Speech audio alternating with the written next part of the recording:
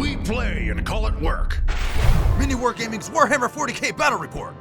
Hello there, Wargamers, and welcome to another Warhammer 40k 9th Edition Battle Report. I am Luka from MiniWarGaming, and today I'll be playing against Matthew. It's going to be Necrons, New-crons, some new stuff against the Genestealer Cult. It's been a long time since I faced the cult.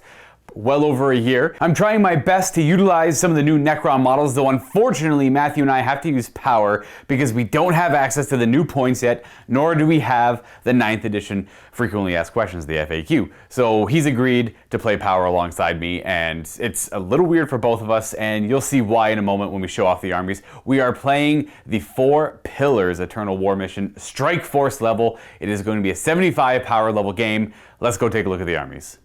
Here are my Necron forces for today's game. This is 75 power, I think exact, actually. Well, it's a lot easier to get to exact power as opposed to getting to exact points. I am playing the Nihilak, I don't know how to pronounce that, Nihilak Dynasty. This is the one where if you stand still, don't move, don't disembark from a transport, you get to reroll 1s when you shoot. I'm just trying this one out because typically people would bring like the triple Doomsday arcs and then make that a separate attachment. But I've never liked doing that. And in this newer edition, it would cost you 3 command points to do that. Exactly, it would cost me 3 command points to do that, which I don't want to do. And I never liked doing that kind of stuff to begin with. So I'm gonna use this dynasty to focus mostly on the Doomsday arcs, and then the rest will benefit from it, kind of. Not obviously the Scorpack Destroyers, but the rest of the guys I can shoot could benefit from it. So obviously we got 2 Doomsday Arcs as heavy supports, and this is a battalion. I am going with 4 troop choices because I wanted to try to utilize the strategic reserves a little bit for these Necron warriors. I'm kind of tired of just them getting, it's too easy to shoot them down immediately at the beginning of the game, and it takes them too long to get an effective gun range. So I'm going to put them in strategic reserves, that way they can pop up and at least get 1 round of shooting up before they go down, and they can be pretty devastating with shooting. Now, for the troops here, I got 2 squads of Immortals. They're Tesla carbines each. They can be effective pretty early on in the game. We have 2 squads of Necron Warriors. One of them has the Gauss Flayers, and one is going to have the Gauss Reapers, which is much like a Gauss Blaster, which Immortals have, but it's 10 inches shorter. So it's rapid fire 1, strength 5, -2, 1 damage. HQs, I got 3 of them here. We're going to have a Cryptek with a Chronometron and a Staff of Light. We're going to have a Royal Warden, who is one of my favorite new Necron HQ additions to the game. And then we have a Necron Overlord with his Glaive, not a War Scythe, and a Tachyon Arrow. He's going to be my Warlord. He is going to have the Immortal Pride Warlord trait. It's 6-inch aura. All Necron units automatically pass morale checks, and he gets to deny a psychic power. No psychers for the Genestealer Cults in this list, though, as you'll see in a moment. And that's pretty much it for him. And you know what? We're going to keep it simple. We're going to give him the Nihilak specific or relic as well. It's the Time Splintered Cloak. It gives him a 5-up to ignore wounds or mortal wounds. In addition to that, once per battle, he's allowed to reroll 1 hit, wound, or save throw. And damage roll as well. Forgot to talk about the Royal Warden. He has a fancy relic Gauss Blaster, so it's a Gauss Blaster, but it's rapid fire 2 instead of rapid fire 1, and 2 damage. The rest of my list is going to be this Canoptic Reanimator, and we have 2 units of Canoptic Scarabs. These guys are a little bit better. I like their Entropic Strike rule a little bit more than what it used to be. And lastly, because they're new, and I did have a lot of fun with them last time, some Scorpack Destroyers. Now these are Destroyers, but they're all close combat weapons instead of shooting. Doesn't really, work that well with Nihilak, but having something close combat to countercharge and protect my shooting guys wouldn't be the worst in the world. And that is it for my list. That is 75 power of some new Necrons and some old. And here is my brigade of Genestealer Cults. It is Cult of the Four-Armed Emperor, which allows me to get +1 to advance and charge during the first battle round, and whenever I show up from Cult Ambush. And being a brigade, the reason I want to do a brigade is because I wanted just to have as many model or units as possible.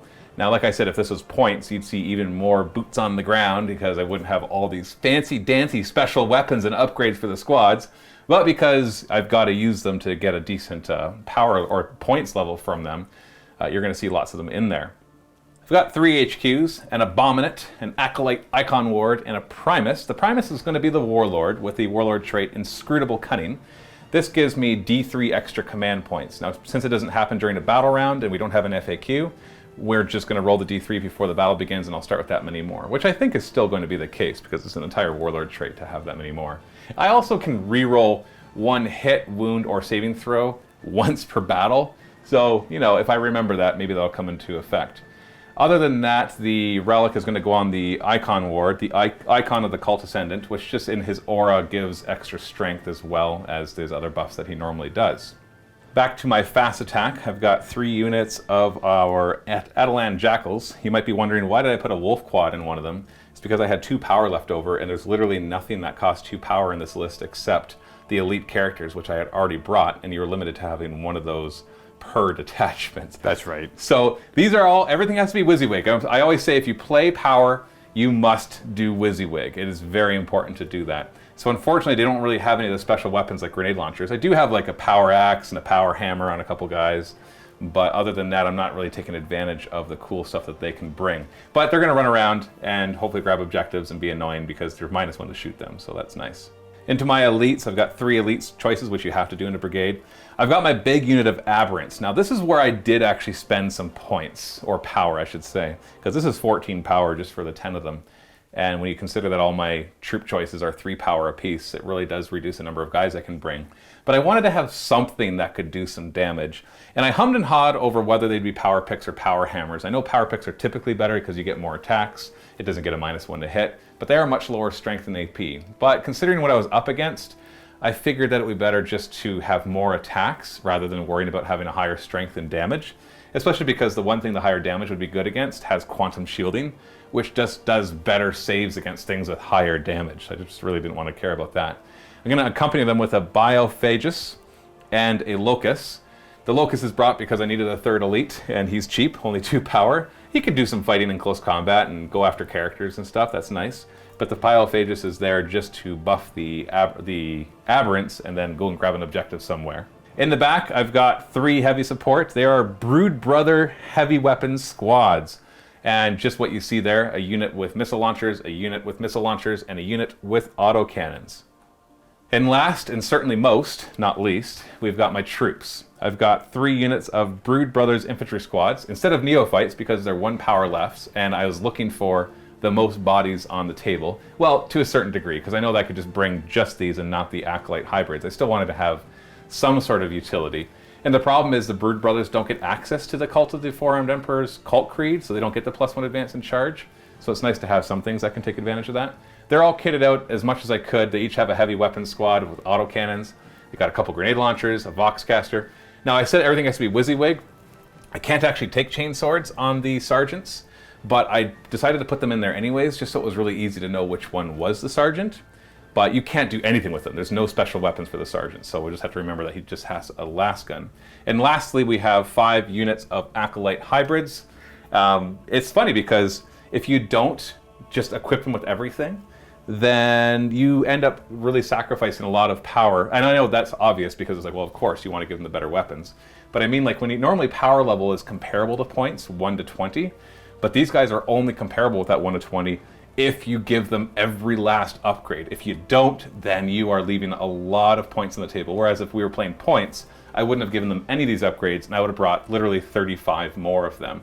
So each of them just has what you see. They each have a cult icon, re-rolling 1s to hit in close combat.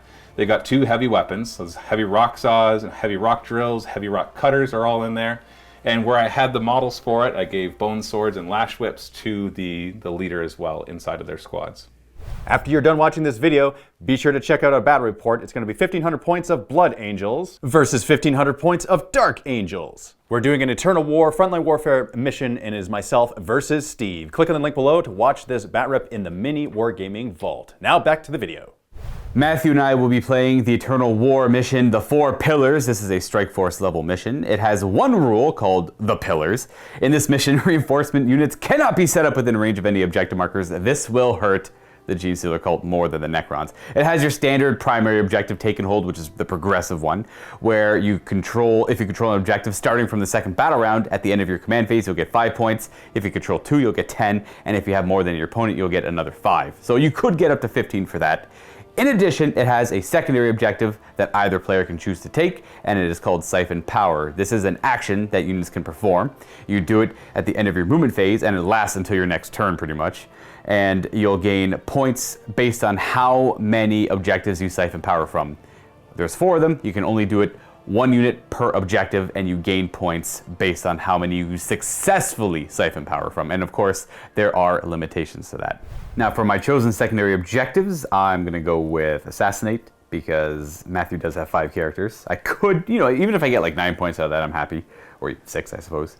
We're going to go with Attrition. I think I can pull off Attrition pretty easily. Kill more than me? Yep. And I wish there was more defensive ones. We were talking about this off camera. These are all incredibly aggressive. And I suspect when chapter approves come out and publications like that, you'll have more options to choose from. I'm going to maybe army-specific ones. Or army, yeah, that's true too. Maybe army-specific ones. I'm going to go on Engage on all fronts, because then you can at least get 2 points a turn if you can have 3 table quarters-ish.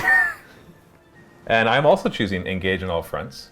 Yeah, that's easier for you. Right, because I don't want to be all over the table. Investigate sites, so that's where an infantry has to do an action in the middle of the table, but it's only during my turn. So I start at the end of my movement phase, and it ends at the end of my turn. So I basically can run an infantry squad to the middle and automatically get this one, and it gives me 3 victory points every time I do it. And then lastly, I will take the secondary objective that comes with this mission, where I'm trying to siphon power from the objectives. And for my forces, I am putting some into strategic reserve. I'm going to be putting these 2 squads of 10 Necron warriors. Now, unfortunately for me, they do equate to 10 power, so I have to pay 2 command points to do that, bringing me down to 10. And on my side, I can put up to, well, because of the rules, I can put up to half of my units underground, but because I'm going to be putting some bigger units, it's going to more equate to half my power. So I've got the unit of Aberrants, and pretty much all the characters except the Locusts, because they're going to support the Aberrants. And then 3 units of Acolyte Hybrids, works up to 37 power underground. And I did roll my D3 and I got it 2, so I got 2 extra command points. Now, before Matthew and I roll for Attacker Defender, I want to show off the table a little bit and tell you where we got some of this fancy stuff. This mat here is from GameMat.eu. This one, in fact, we've got a lot of terrain on the torch, so it's hard to show, but it's double-sided, so you get like double purpose. And a lot of this Necron terrain here, you see the foam. It is all custom made by Adam at Greenleaf Terrain, and then we have a lot of MDF from Death Ray Designs, painted by Adam, because, it's like a whole set he did for a narrative campaign, but it also serves an excellent use in just regular battle reports. Now we're going to go ahead and roll off for Attacker Defender. I got a 5. Me too. 5, okay. 4, 2. I'll be Defender, I'll choose here, because my army's right behind me. It's pretty symmetrical too. Is it this side? What? For it was the deployment to there and there, right? Yes, it's the table quarters, so it's where these big I couldn't remember if it was pyramids that are. quarter or Yeah, that it's the quarter. pyramids and pyramids, unfortunately. So I will take this side because my army is right behind me, and it is pretty symmetrical anyways. But I had to do the first drop. Matthew and I have finished our deployment. As you can see, actual models on the table, and not models, pieces of cardboard, blips. So that's the way the Genestealer Cult They're on the works. table, man. You just can't see them. It's true. I'm unaware of what those could be, and then you did spend a command point to put 3 fake ones down. Yes. I can't remember. I don't know what it's called, but It's called scanner decoys. right. So there's 3 of those aren't actual units. I have no idea which Possibly ones. up to 6 of them aren't, because I have another stratagem called They Came From Below, which I can just remove 3 of them and put 3 more guys underground. Oh, right. And it doesn't go against the max half underground thing because it happens in my movement phase. So, or your movement phase. So it's not during deployment. So there's up to 6, at least 3, but up to 6 of these scanners are fake.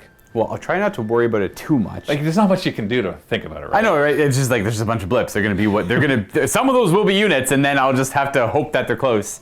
I'm going to go with my deployment. I got my 2 Doomsday Arcs, which, funny enough, I may be the stationary dynasty, but I think they're going to be heavily mobile in this game. Scarabs, Immortals, my trio of characters in the middle with the Canoptic Reanimator.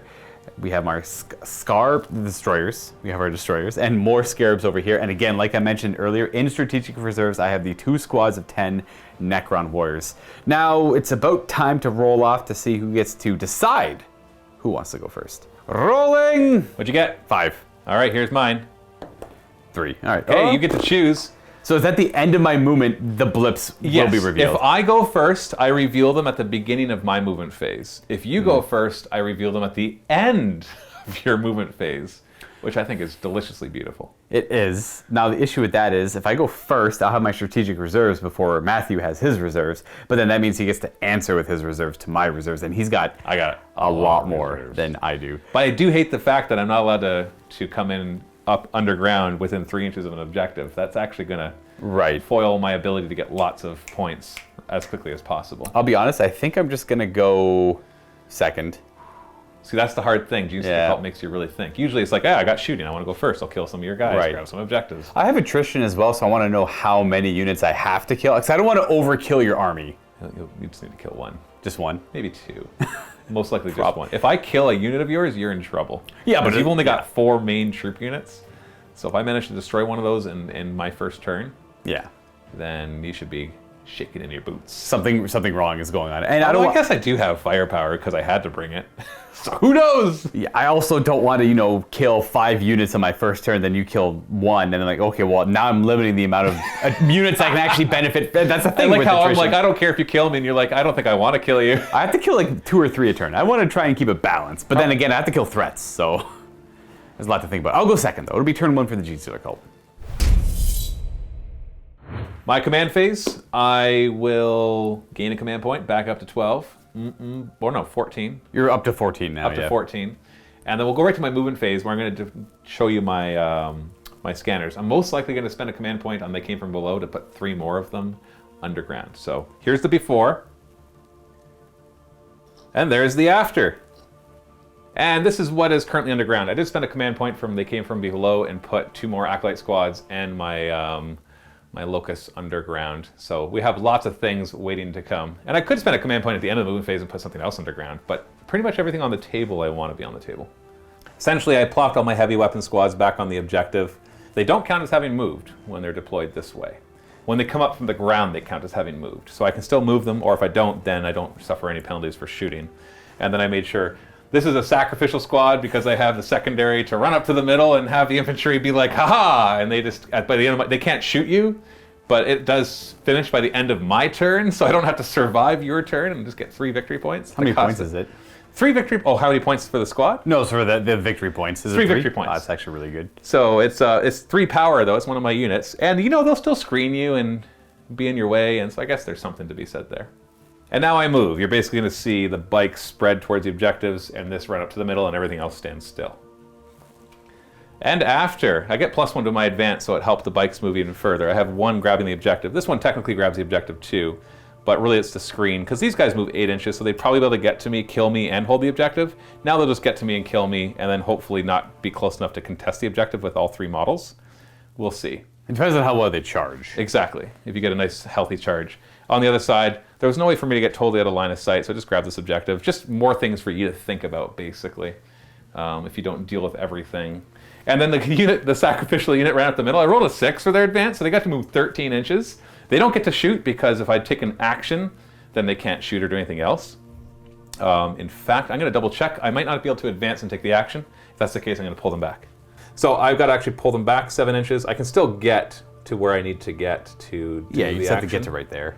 Yeah, I had to get within 9 inches of the table, and the unit is within 9 inches. Or sorry, whatever. I'll double check everything, but I can't advance and do an action. So my bad. I'll just fix that. Right. Their goal is they're trying to investigate the center of the battlefield. What's going on down here? Just within 6 inches, not wholly within. Yeah, that one sergeant's more than okay. Yeah, because this is the center. Yep, that right here. So that 6 inches covers a bunch of my guys. Thank you, Game Matt. I appreciate anyone who does stuff like that, by the way. So at the end of my movement phase, I will declare that they're doing the action to investigate. They're like, what's here in these grates, guys? Well, guys, there's Necrons here, guys! They dug too deep. Yeah, we dug too deep. And so they're not going to be able to do anything for the rest of my turn, but I will get 3 victory points automatically because there's no way for you to I have no shoot weird them. interrupting mechanics Right, or anything exactly. like that, yeah. Unless you charged and then... I can't. Yeah, I can't exactly. do anything else if I want to complete this action. So shooting, we'll start with this squad of Brute Brothers right here. We're going to fire the 2 grenade launchers, all the last guns, and the autocannon into this squad of Immortals with Tesla cannons. Start with the autocannon, 2 shots hit on 4s. 1 hit. 3s. Nothing. Nice. I'm going to fire frag grenades from my grenade launchers because I get to use the cool minimum 3 hits because you're 6 or more. You're not 11 or more, so I don't get to maximize it. So that 2 becomes a 3, and I get 9 hits, all strength, or 9 shots, strength 3. We're going to throw in the last guns with them because they're all just strength 3 AP, nothing. 4s to hit, 5s to wound, 2 wounds. I'm trying to stay away from you. 3! 1 dead. You got him. 1 dead guy. We'll come over and do the same thing with this squad, well, hopefully better, but fire at the same Immortal squad. Autocannon hits on 4s and misses. Then our frag grenades from the grenade launchers. We got 10 shots. Mixing in the last guns, we got 4s to hit, 5s to wound, 4 wounds. Hey, it's twice as good as the other guys. Yeah. I have 3 up save. I lose another Hey, one immortal. more. The same effect. One more immortal goes down from the back. And the last thing to fire at that squad will be this heavy weapon team, because the other 2 can only see the other immortal squad. So we're going to put 3 frag missiles, and then if I have the range, the 3 last guns into them. Because you're good at making your 3 pluses, you still have at least 6 guys. So minimum 3 shots from each frag missile. So that will be 13 instead of 12. 4s to hit. 4s to wound. 1, my man. And it does not kill 1. Yeah, no kidding. And then these 2 heavy weapon squad will fire at the other. We'll start with the frag missiles because you still have at least 6 guys. That's true. Like maybe crack are better in this situation. Maybe I should be firing the crack missiles and stuff at your vehicles. Like, Well, I just have this feeling that killing your vehicles is not the goal here. I just need to kill your troops. well, yeah, these guys are the major threat to all your infantry spam. The vehicles, The vehicles can do it too. They could. They've got the firepower for it. you know what? Not so much the Doomsday Cannon, but the Gauss Flux Arcs Yes. are the ones, yeah. So we're gonna do 3 frag missiles. That'll do minimum 3 shots each. Okay. So we're up to 14 shots. Yeah, that sounds great, right?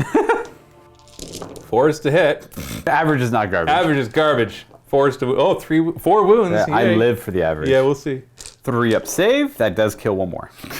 We're gonna see all this rolling, folks, just so that we can watch still Luka have bring to- them I back. gotta roll 4 up still. Yeah, I'm gonna fire the 3 last guns at you too, and I'm gonna throw the 3 last guns at the next squad because I really don't want to do these more often than I have. 2 hits. Yeah, with 5s to wound. Yeah, one more wound. Hey, we're good.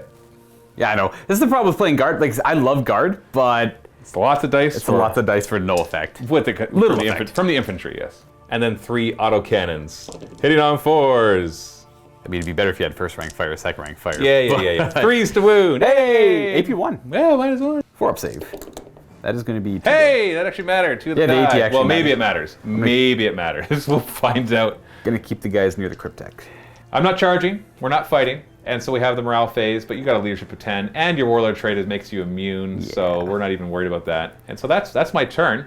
So I do get 3 victory points for investigating the middle. Guys, there's Necrons up here! Watch out for the Necrons!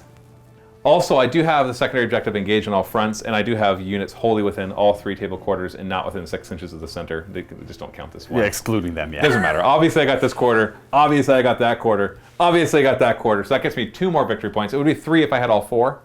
We'll get there. And that's 5 points for you at the end of your turn. That's right. I'm ahead. My turn.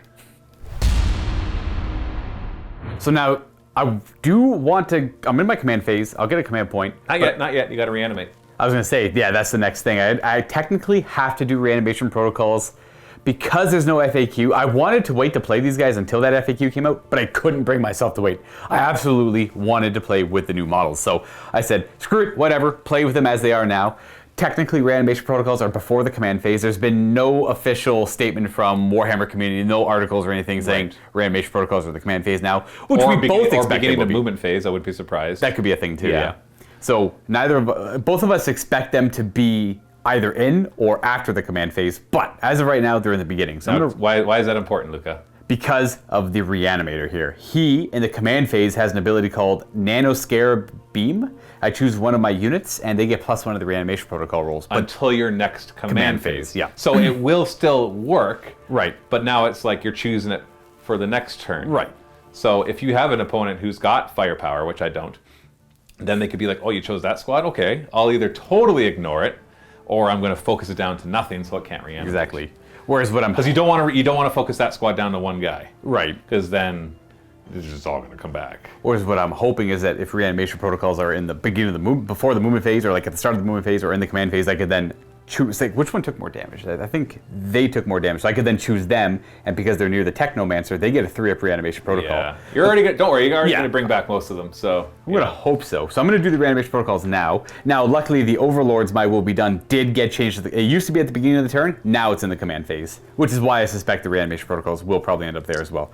Reanimating them, they are near Cryptek's Technomancer ability, so a +1 of the roll. 4-ups, I get only the 1 back.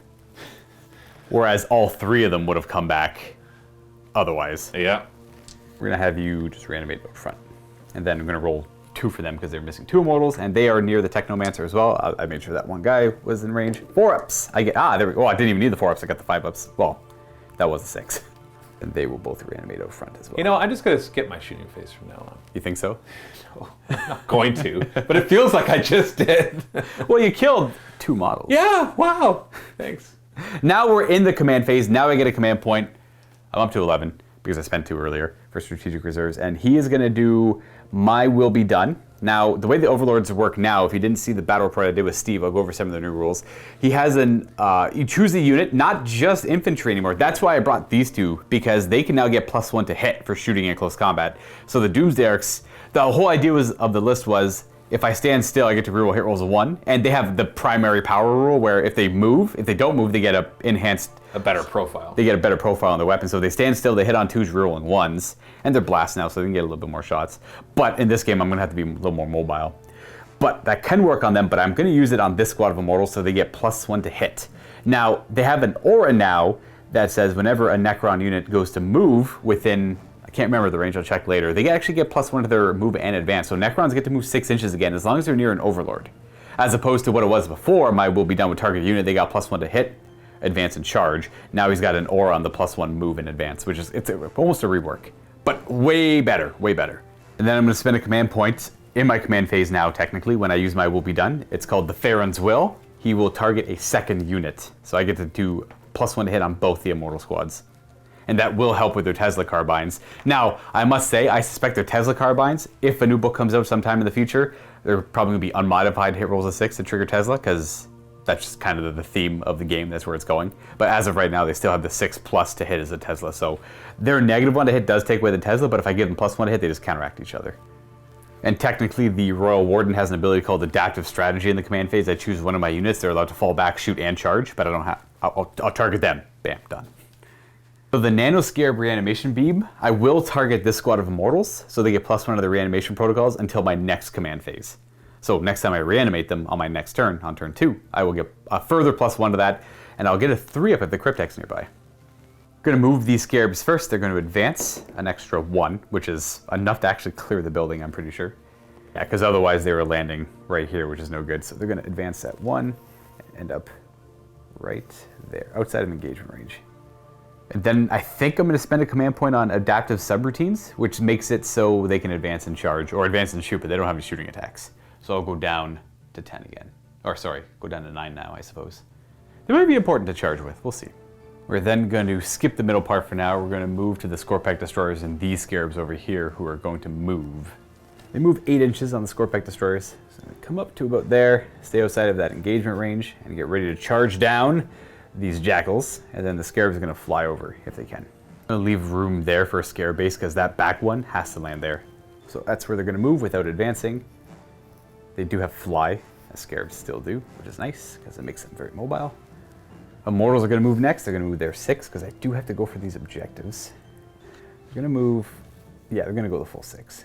And they're going to have some guys back here. I'm going to probably do like a crossfire play. I don't know. Where these Immortals are going to like shoot in that direction, and then these Immortals, when they move up, are going to shoot in this direction. They do have 24-inch range in their assault weapons, so being at rapid fire range does not quite matter for them. And again, they get to move 6 because they were near the Overlord when they moved. And then these guys are going to move in that direction, which is going to take them up to here. And again, I'm not going to be getting my Nihilok trait because I'm moving everything, so I don't get to reroll 1s. I might stand still with my Doomsday Arcs, depending on what ranges look like. But I think 11 of firepower without it. I don't think I really need it. I chose it just in case. My theory is that by the end of this turn, most of my models will not be on the table. I mean, I'm kind of hoping that I want to take care of the scarier shots, but I also want to. What's scary? I'm sorry. The autocannons. The autocannons are scary. It's got AP. I respect autocannons. You've got 2 guys off the table after all of them fired. Yeah, That's all my autocannons. I don't have more autocannons. I only lost those 2 guys because the AP on the autocannons made them die. Royal Warden's going to move up as well. Now I'm curious if the data sheets from these guys and the Blade of Silence, or whatever that pamphlet is out of the Indominus box, is going to change, because they had like really large auras. And this kind of reminds me of the Soul Wars box from Age of Sigmar. Do you remember how like... Yeah, it was different from the cards, which were different from the book that came out later on. So all the rules were like within 9 or within 7, but then it changed to wholly within 12 on everything. Right. So I'm kind of curious if that's going to be the case for some of this stuff. For now, playing not playing within 9, but I suspect it to change in the book. They've come out and said on their Facebook page, I think they're responding to a comment, or maybe I can't remember exactly where it was. They said, you know, if you're playing with the Indominus pamphlet, it's only meant for the models in the Indominus box. So like we've been playing with like Storm Shield rules and Plasma Pistol rules from that. But they've said, you know, don't do that. But, you know, we've sometimes decided to do it anyways because we're like, well, why not? It's kind of fun to try it out. Change for the sake of change, right? It's fun. Yeah, like Plasma Unmodified ones do. Which it should have always been. It feels right. But yeah, so we'll see what happens when the actual codexes come out for those. Ended up pulling those Immortals back a wee bit just so they're both within 3 of the Cryptek for now. The Reanimator is going to meander forward like a big creepy walker thing. I'm excited to get the other one, the bigger, taller, scarier one. I'm going to move these Doomsday Arcs. This one is going to move up to there, just so he has better line of sight down over here to fire at the Jackals. And then you, so he's not rerolling ones, and he can only fire at regular power on the Doomsday Cannon instead of high power, but regular power is still Strength 8 -3 D6 shots as opposed to like Strength 10 -5. I don't think I need Strength 10 -5 is what I'm saying. Then yeah, the second Doomsday Arc is going to move forward as well. Gonna like weave in between all that, get stuck on everything. I don't like moving things sideways because I like them to point out what they're shooting at, but I want them to shoot back there. That's what I'm going for. That's why he's going there.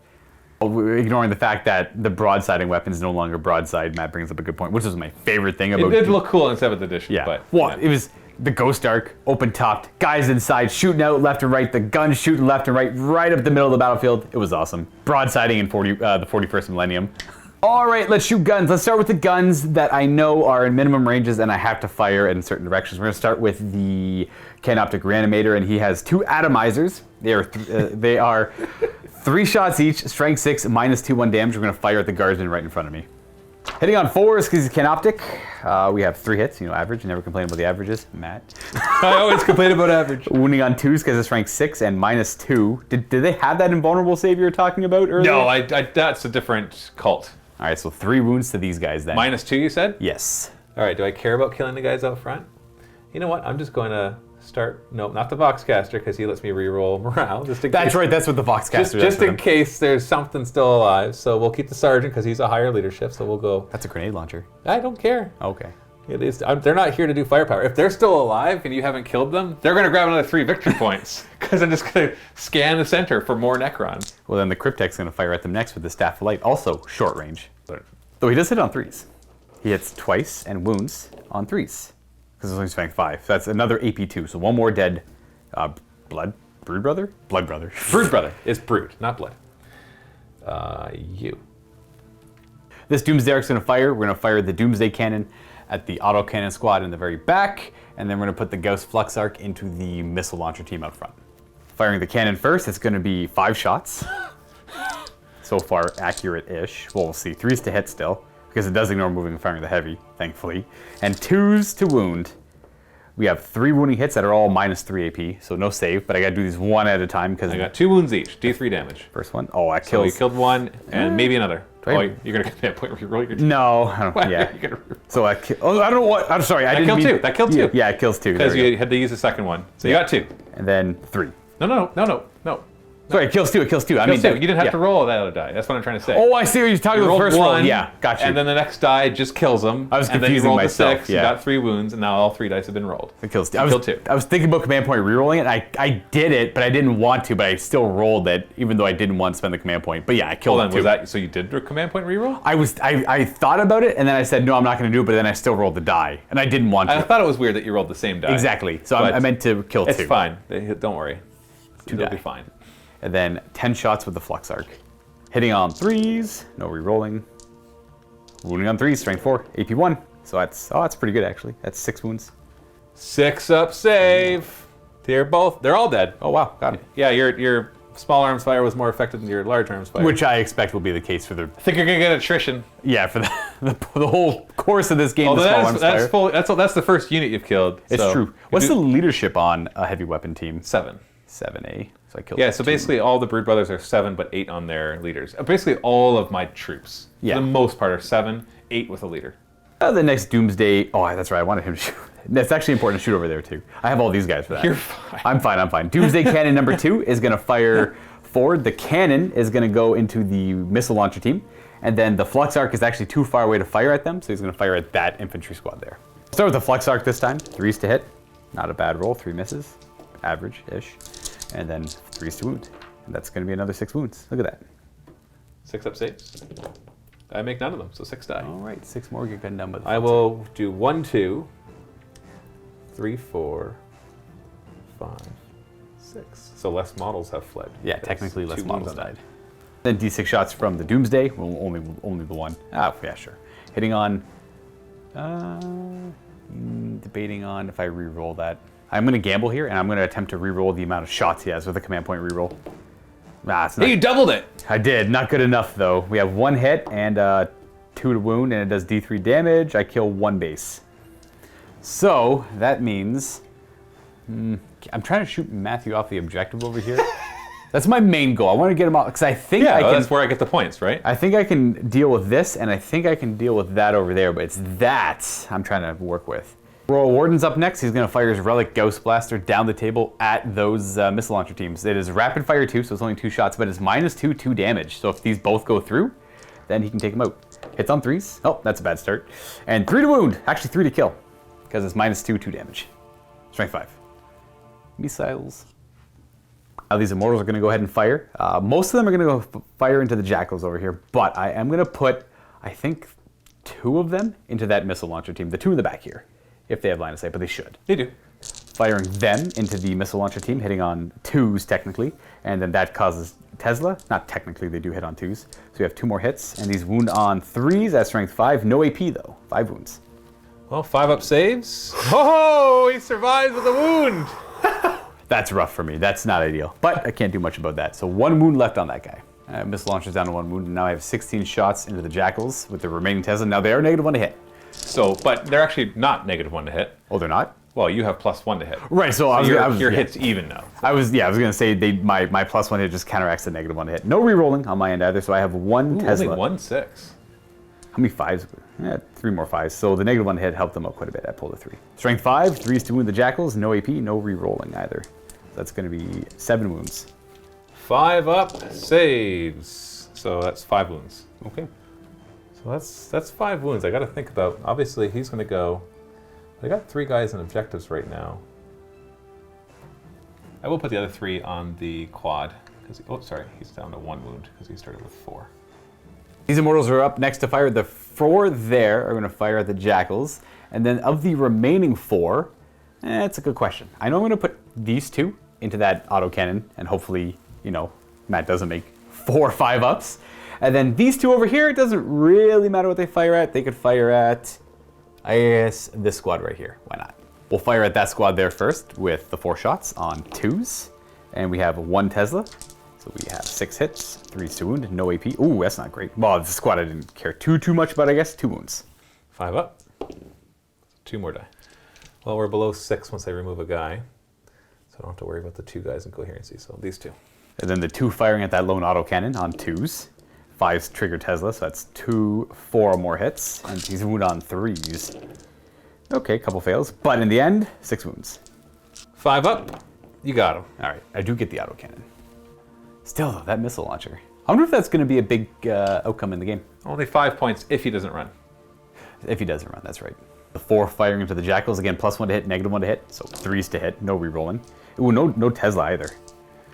I don't even think even with the +1 hit, I wouldn't have had any Tesla. That was just a bad roll. That's 1 wounding hit. 5 up. Oh, you finish off the 1. I was worried about his Overwatch. Well, I don't know if I would have used it. I don't know if he would have I do used have it. a lot of command points though, so I guess there's no point in being too skimpy with them, but we'll see. But all the same, I was worried. Now we're going to go into charging. I'm already over here, so I'll start over here. I did use adaptive strategy in the movement phase, so they're allowed to advance and charge. They will charge then. Would you like to Overwatch? No. Yeah. They go 7. They have fly. They'll use that to fly over, get a couple models near the objective. That guy's too far away, so he has to end there, but still coherent. And then we're going to go ahead and roll some charges on this side of the table. We're going to start with the Scarabs. Okay. They are going to declare a charge against the back squad of bikes. It's an 8-inch charge. Oh, hold on. Ooh. I don't think you'll be able to get to them without also engaging the front squads. Do you want to target them as well? I mean, yeah, I guess you're right. My base is kind of You wide. might be able to. But I might as well charge them as well. Yeah. Well, there's a difference. So you just make sure you declare that before you find out afterwards that you can't get there. Yeah, I guess typically it's one of those, you put the model down and think, oh crap, that's engagement range. I guess I would have had to declare them too. Then that would have been a failed charge. That would be a failed charge, yeah. So I'm going to declare both. I assume you don't want Overwatch? No. They're going to go Boxcars or Taco Cats. They'll go 12. Didn't need both. But I now I have to land within engagement range of them. Well, that's fine. You just stick 2 here and 1 here, and you can fight all 3 of them into them. It's true. That's where those scarabs will end up. And now the Scorpack Destroyers will go ahead and charge, only targeting them. I assumed no Overwatch. No. They go 5. We're just going to go. My auto pistols are not threatening. Actually, you know what? Before I do that, I'm going to go ahead and measure. I might be able to. Yeah, you know what? Not too concerned because I can just use a pile in. I just want to get one more model to the objective. For no particular reason other than having an extra model there. I'm going to fight first with these scarabs in particular. We're not going to bother piling in, but we're going to put all the attacks into that squad of jackals. Hitting on 4s, they have 16 attacks, 4 attacks a model, and every 6 to, whoa, nice. Every 6 to hit I roll is an automatic wounding hit. I don't have to roll for it. Wounding on 5s, because I'm only strength 3, that's 2 more wounding hits, so that's going to be 7. No AP. 5 up armor. As I swarm you with bugs. 1, 2.5 die. So obviously I'll keep my leader alive. With that guy there. Would you like to interrupt before I proceed? Give me a second. No interrupting from Matthew, so I'm going to go ahead and pile in over here. Get a little bit closer, then sure. And then we're going to attack with the Threshers first, which is the double weapon, just because they have an extra attack, and that should be more than enough to do this. They hit on 3s. They get to reroll 1s because they are hardwired for destruction, which is a destroyer rule. They're just the melee destroyers. And these are strength 5, so wounding on 3s. AP and damage? AP 3, damage 2. All right, they're all dead. Yep, they just take moat. And then consolidation. Yeah, you got the objective. Yeah, let's go a little bit closer. And then from over here, we do our final fight of scarabs attacking more jackals. 12 attacks with the scarabs, hitting on 4s, no rerolling. The 6s are automatic wounds. We have 1 of those instead of 5. And these wound on 5s. So 4 wounding hits. 5 up save. Okay, Kills 2 more wounds. I will destroy this one. And then you get to retaliate over here and with the other jackals, and that should be it for the turn. Well, other than morale. That's it for the combat. Lots phase. of morale. I'll start here first. We got a close combat weapon, or cultist knife, and so we'll have a couple attacks here. And then we got a power pick. Nice. So sorry, that's a power axe. So we'll start with the close combat weapons, and they both miss. Oh. Power axe, 4s to hit. All right, we're good. Other side, boop. We'll have 2 attacks from him. They both. Oh, I mean, we got a power hammer, and 1 hits. This one, it's not -1 hit, thankfully. Not that it would have mattered. +2 strength, so strength 5, so still 3s to wound. Yeah. So, I mean, I know you said you want your units to be just cheap and effective, but it'd be nice if they hit, at least. This is bad dice on Matthew's side. He's not really rolling well. Morale, I have to do my Now we're supposed to go back and forth. You pick first. It's back and forth now. What is back and forth You now, pick isn't it? first, so go ahead, pick something. I pick them. They don't have to roll. Well, here, they're fine. Bam. Well, hold on, why are you picking them? They didn't lose anything. Well, they didn't lose anything, that's right. I don't know. I was making a joke. I'm like, pick something I lost. I thought maybe I lost the model there. I'm like, oh, you You're convinced just me. not used to having a model off the table. You're like, what the heck? What does this unit not have? I must have to do a morale check. I'm missing 2 mortals. Yeah, so it's changed. It's no longer you do all yours and I do all mine. You're supposed to go first and we go back and forth. I wonder why. It's probably gonna some fringe cases where we're gonna see that might matter because you might where you decide to spend your 2 command points to do insane bravery, or where you might do a command point reroll. That actually you can't reroll bravery, but still, or the morale. But there might be some micro decisions like, oh, that one ran off the objective, so I'll do insane bravery to keep this objective. Whereas if they didn't run off the objective, then there's no point in me trying to keep that guy there. You're right. I can see that coming up probably more often than you'd think. Yeah, that maybe. So if the one player has to do all of theirs first and then the other player, that can change thought patterns. So let's just go through these really quickly. I'm pretty much leadership 8 across the board, except for my happy weapon team. So leadership 8, they lost 3 of their guys. So as long as they don't roll a 6, I'm fine. We're good. And then we'll swing over to the other side with the other bikes. Same thing. They actually lost 4 of their guys. So they passed. Unless you have -1 bravery anywhere. You don't have any bravery modifiers. And we'll go to this squad right here. They started with 9 models because they have the heavy weapon team. So we've lost 5 guys with leadership 8. Foxcaster lets me re-roll this. Automatically pass. Insane bravery. And it would have passed anyways. Squad here, same thing. They've lost 5 models. I'm going to re-roll that with the Voxcaster. And we pass. Now the one that you care about. This is super important. So I've lost 2 guys. Leadership 7. Okay. So a 6 and it runs. And I don't get a reroll. Oh, you're fine, you're fine. Fine. That's so I okay. get to hold on to that objective. Nice. If I win by 5 or less points in the end, it's because of that guy. Don't think that's gonna happen. Okay, it's fair. That's the end of battle round 1. We're gonna go on to battle round 2. Where the Well, how many points did you get? Oh, yeah. Did you manage to pull off attrition? I definitely pulled off attrition. And You say definitely. Yeah, definitely. I killed. Actually, I only killed 1 unit. No, I think I only you killed 2 heavy weapon squads. Okay. And 1 unit over here. But that's why I said it at first. And I'm like, wait, no, he killed 2 heavy weapon squads. That's right, I forgot I But killed the 2. you killed a lot of guys, but not very many units, which is exactly what you want to do. I do want to split my fire up a little bit at the beginning to make it so like, oh, you have 2 guys there. Because if you kill everything, then how are you going to get attrition? I gotta get that. I gotta get attrition at least 4 times in this game to cap it out. problems. I killed everything, so now I can't score victory points for attrition. Boo-hoo. Gotta watch out for that at home, guys. You Don't kill your opponent too fast. Do not be overzealous with attrition. So I get 4 points for attrition, and I believe I actually get table quarters as well because I have a unit here. I have. I think. Yeah, these ones are not within 6 inches of the center, Right. so one of them can count, and then you have over here. And I got them. So over 2 there. points for that. So 6 points. I think that makes. Do I have 5? So 6 to 5. Correct. Command phase, I get a command point. I only control 1 objective, which is not more than Luka's 2, 3, 2. I only have 2. You have 2. You only have 2, yeah. So I get 5 victory points, bringing the score to 10 to Yeah. 6. 10 to my 6. 10 to 6. You take the lead. And fun fact, this whole investigate the middle, you can't do it if there's enemies within 6 inches. I just realized that. So I'm only going to get to do it once. Unless you kill by a mortal. Yeah, if I kill everything within 6 inches, in other words, like destroy this army. So here's my plan, okay? I got my tactical plan. You ready for this, Luka? Yes. I love Okay? these. I love these. I'm gonna kill everything Okay. and take the objectives. Wild. That's my plan. I think that may help you win. Yeah, I think that is a brilliant strategy. Kill stuff and take the objectives. Start of my movement phase, I'm going to use a stratagem called Cult Reinforcements, where I can choose a troop choice and return D6 slain models to it. This unit right here, who's lost their... Hey! Oh, 6! I get them all back. They lost their autocannon, so we're bringing that back to full strength, y'all.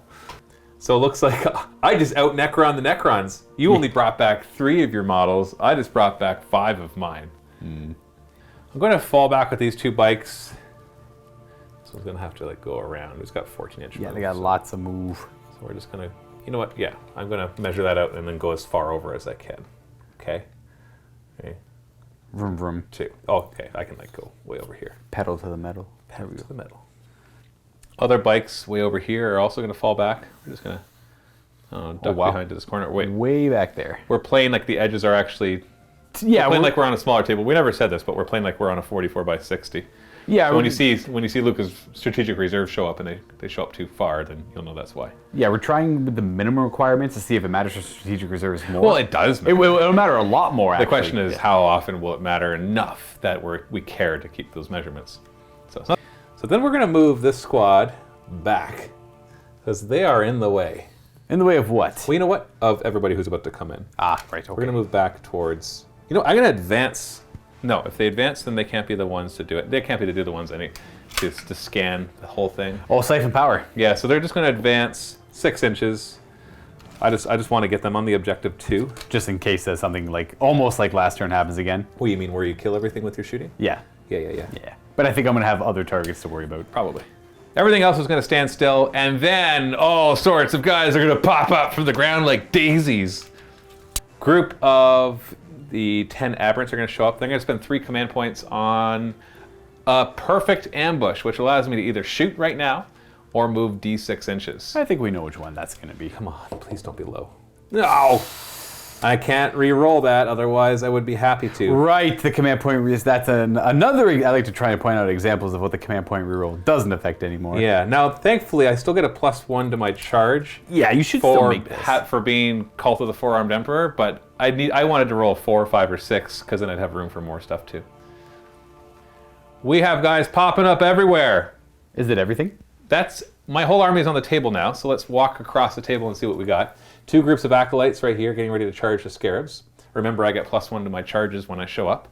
We got the aberrants in the middle who only got to move up 2 inches, but they'll have +1 to charge, so hopefully it won't even need a reroll there. And then we got all my characters. The Biophagus is going to buff them at the end of the movement phase. Primus icon, and also my Abominate is right there. Coming over here, we got unit of Acolyte Hybrids. Got a Sanctus, the Locust, who's just there for the table quarter. Acolyte Hybrids getting ready to charge. So now the Biophagus is going to see what kind of upgrades he managed to do to the Aberrants on the way in here. Oh, so random? On a 1, one of them dies. Oh. Okay. Now I roll a d3, and it'll be Strength, Toughness, or Attacks in that order for the d3. So attacks. Ooh, attacks. That's my favorite. That's my favorite. Because I'm Strength 5, you're Toughness 4. I didn't need more Strength. And Toughness is nice and all, being Toughness 5 instead of 4. But I'm not worried about staying alive. I'm worried about getting in there, doing some damage. End of the movement phase, I'm going to do the special secondary objective. What was it called again? Siphon power. I'm going to try to siphon power from this. It's only going to get me 1 victory point, but I don't want to fire the missile. And I only get it if you don't kill him before my next command. Right. Phase. So better kill him. Shooting phase, I actually don't want to fire your Immortals because I'm worried about you pulling the nearest models and making my charges much more difficult. So we are going to fire an autocannon that moved all the way over to your elite guys, which are called? The Skorpek destroyers. Yes. But they advanced, so I can't do that. I wasn't sure if they did. I vaguely remember something That's advancing. okay. I got 2 other autocannons, and they're both going to target your quantum shield wielding Doomsday Ark. Doomsday Ark. 4 is to hit. 2 hits. All right. What's and this your is toughness? this is in the Doomsday Ark? Yes. I think it's T6. So 3's to Really? wound. That's it? Yeah, they're soft, but they have quantum shielding. Well, they both wound. All right, well. -1, 2 damage. I'll go confirm the T6 because the 3 could matter, but I'm pretty sure. I know Ghost Arks are T6. So 2 save, they are T6, -1, so 5 ups. I bake both. They only have a 4-up armor as well. They have a lot of wounds. They have 14 wounds each. That's all the shooting I'm going to do. You can't make me do more. Well, I would actually like to point out that this is what I just noticed from 8th edition. You had, an example here is Matthew, last edition, would have had to fire those las guns if there were targets in line of sight and range. Well, no, you wouldn't have to fire with a unit. It's if you choose a unit to shoot with. Right. Then it would say that you had to fire all the weapons that were eligible. Right, that were eligible, of course. In this case, those las guns would be, but now you don't have to actually do that, which is interesting. Charge phase. The Aberrants here are going to declare charge. Unfortunately, I was hoping to be right here and declare charge against both the Immortal squads. But you're thinking just the one? Not thinking. I am just doing the one because I need to make the charge. Now, are you going to Overwatch? Because they have Tesla, I'm going to say yes, because I want to try it out. So I'm going to spend 1 command point on an Overwatch. Yeah, because right now, Tesla still works on Overwatch. Yeah, well, which it did last edition. It did in 7th, and then it got FAQ'd in the 5th edition book to not also work on Overwatch. Right. It shouldn't work in Overwatch. Like when you're only hitting on 6s, but your 6s do 3 hits. Right, it makes Then that's like hitting on 4s. Right. That's actually the same equivalent to hitting on 4s. Are they T5 normally? My guys? Yeah. Toughness 4. Oh. Spending my command point, going down to 7, hitting on 6s with the Tesla. I have what looks to be, yeah, that's a 2. That's 1 6, so it's 3 hits. Boop. 3's to wound. We have 2 wounding hits, no AP. I'll have a 5-up save. So one of them. And then I have Bestial Vigor. So 5-up to ignore, and I'm close to the Acolyte Icon Ward, which lets me reroll 1s. Well, there we go. 0 damage. I'm happy with that. Could have done a lot more. That's why I felt like I needed to do it. Anyways, what is your charge going to be? I'm going to need a 7-inch charge, but I do get +1 of this because I showed up this turn, and I'm Cult of the Four-Armed Emperor. So 6. And that's good enough. Yeah, I wish it was because of the higher. cult. I wish it was higher, but I'll take it. Next up, the Abominate's going to declare charge against the same Immortals.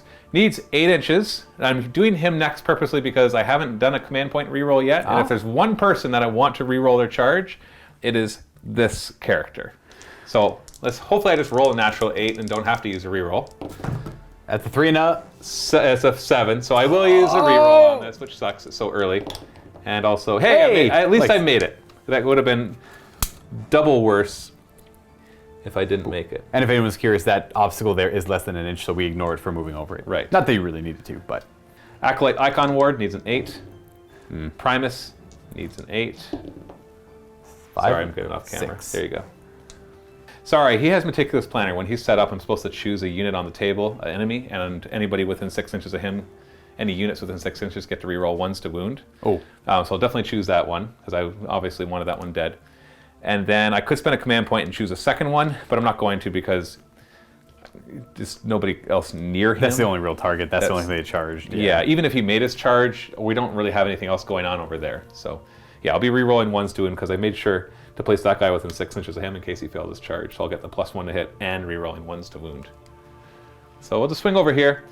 A couple more charges. We'll start with these acolytes. Once again, just need an 8 against the scarabs. Oh, there we go. Nice and big, so I can actually try with the other squad too. Right, make way. So, because although one squad should be enough, it'll be nice to kind of block your immortals from coming in here. Second squad will try. That's a miss or a fail. Swinging over to your Doomsday Arcs, I'm going to try with this one. And I think the nearest one was, yeah, that's the nearest one. Yes, be that. So I'm going to just charge this one, needing an 8. Oh, Okay, so far you haven't gotten an 8. You've either gotten 9 or more. I know, the +1 hasn't, oh no, I got the +1 mattered for the aberrants. Oh, they rolled a 6, that's right. I needed a 7. Ooh. So it's come up once. And then we're going to swing up to here and have these acolytes charge the other Doomsday Arc, hopefully. That's an 8, which is not enough. Moving over here, acolytes right here charging your... Scorpec Destroyers. You just call them Destroyers. They are Destroyers, yeah. Hey! Hey, there we go, it matters. There's 2 of them now that were affected by the +1. Well, this is a good cult, also.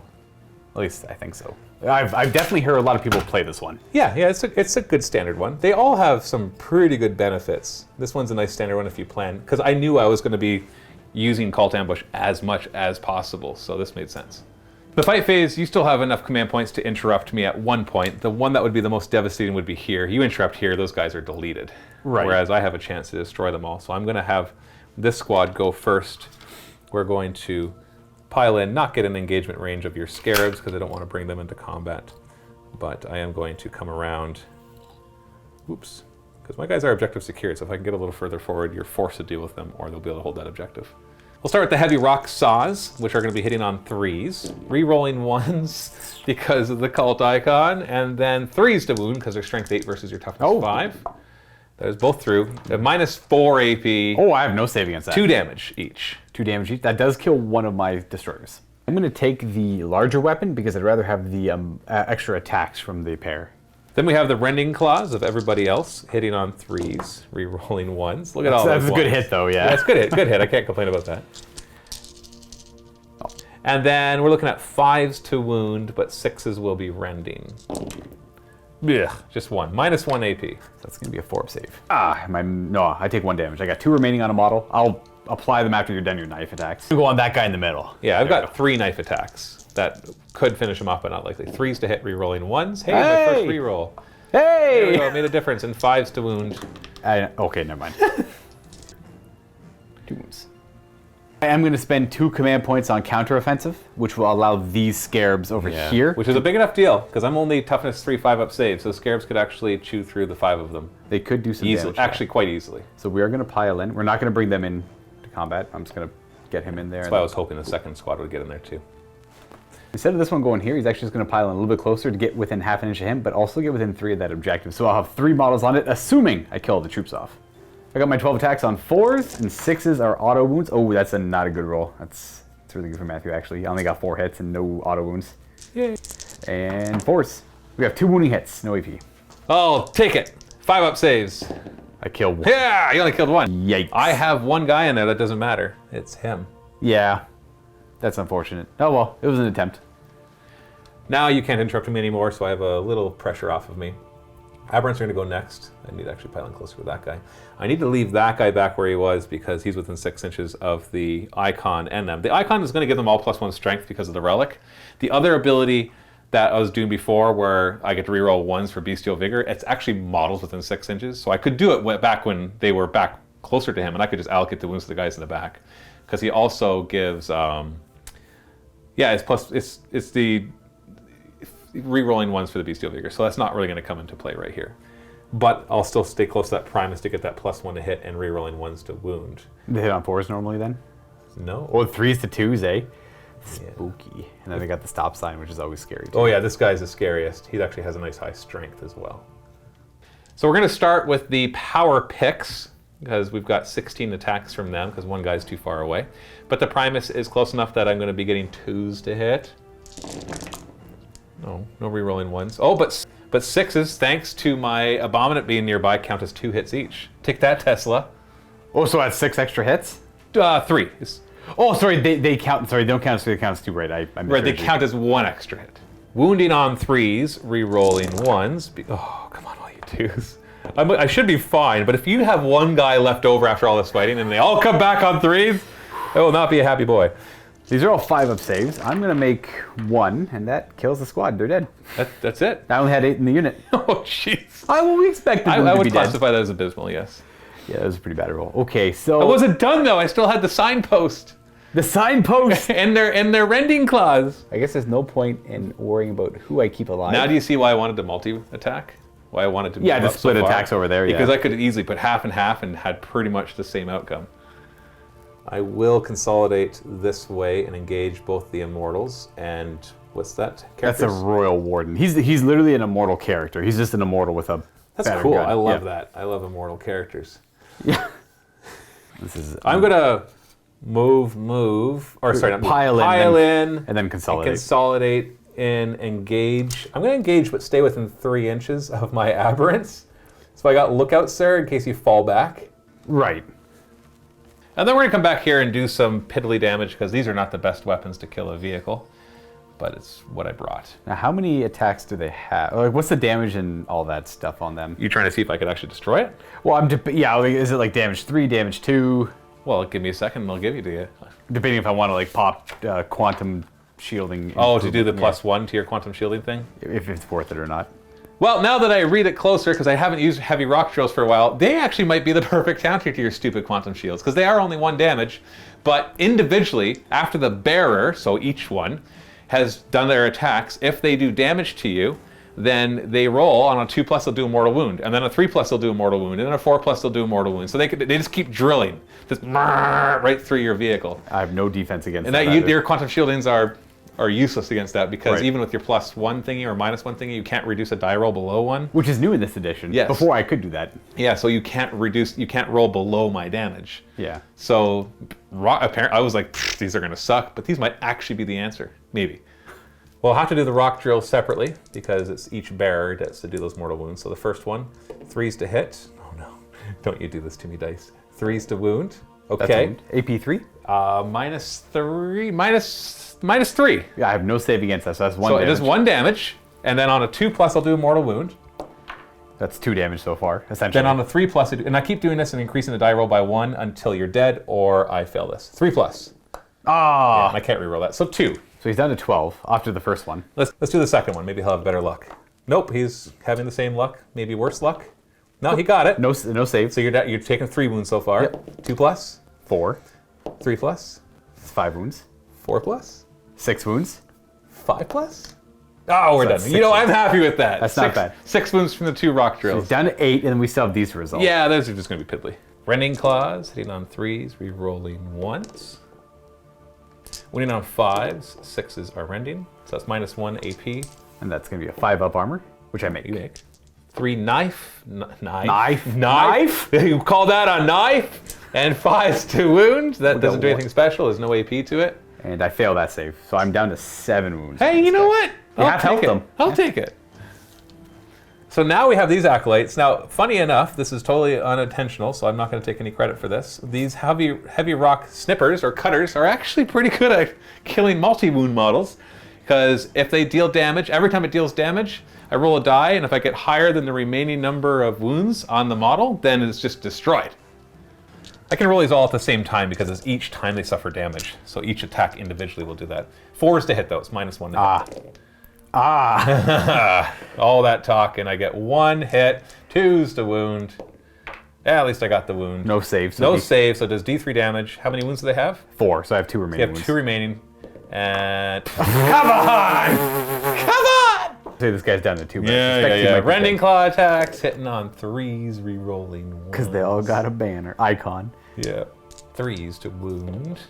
And that's You no have save. -1, right? Or you have I have six no, up? yeah, So so it's 2 more wounds straight up, so that kills 1. Boop.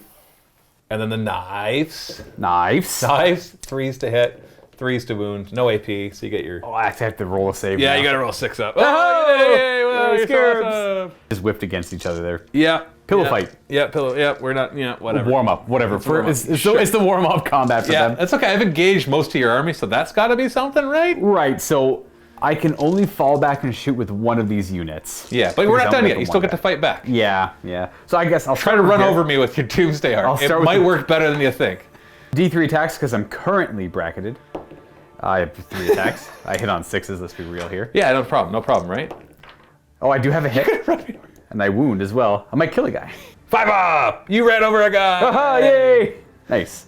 The other Doomsday Arc's going to try to gently bump into the Abominant? The Abominant, yeah. So I actually get 3 attacks with that one. Me miss with all of them. That's okay.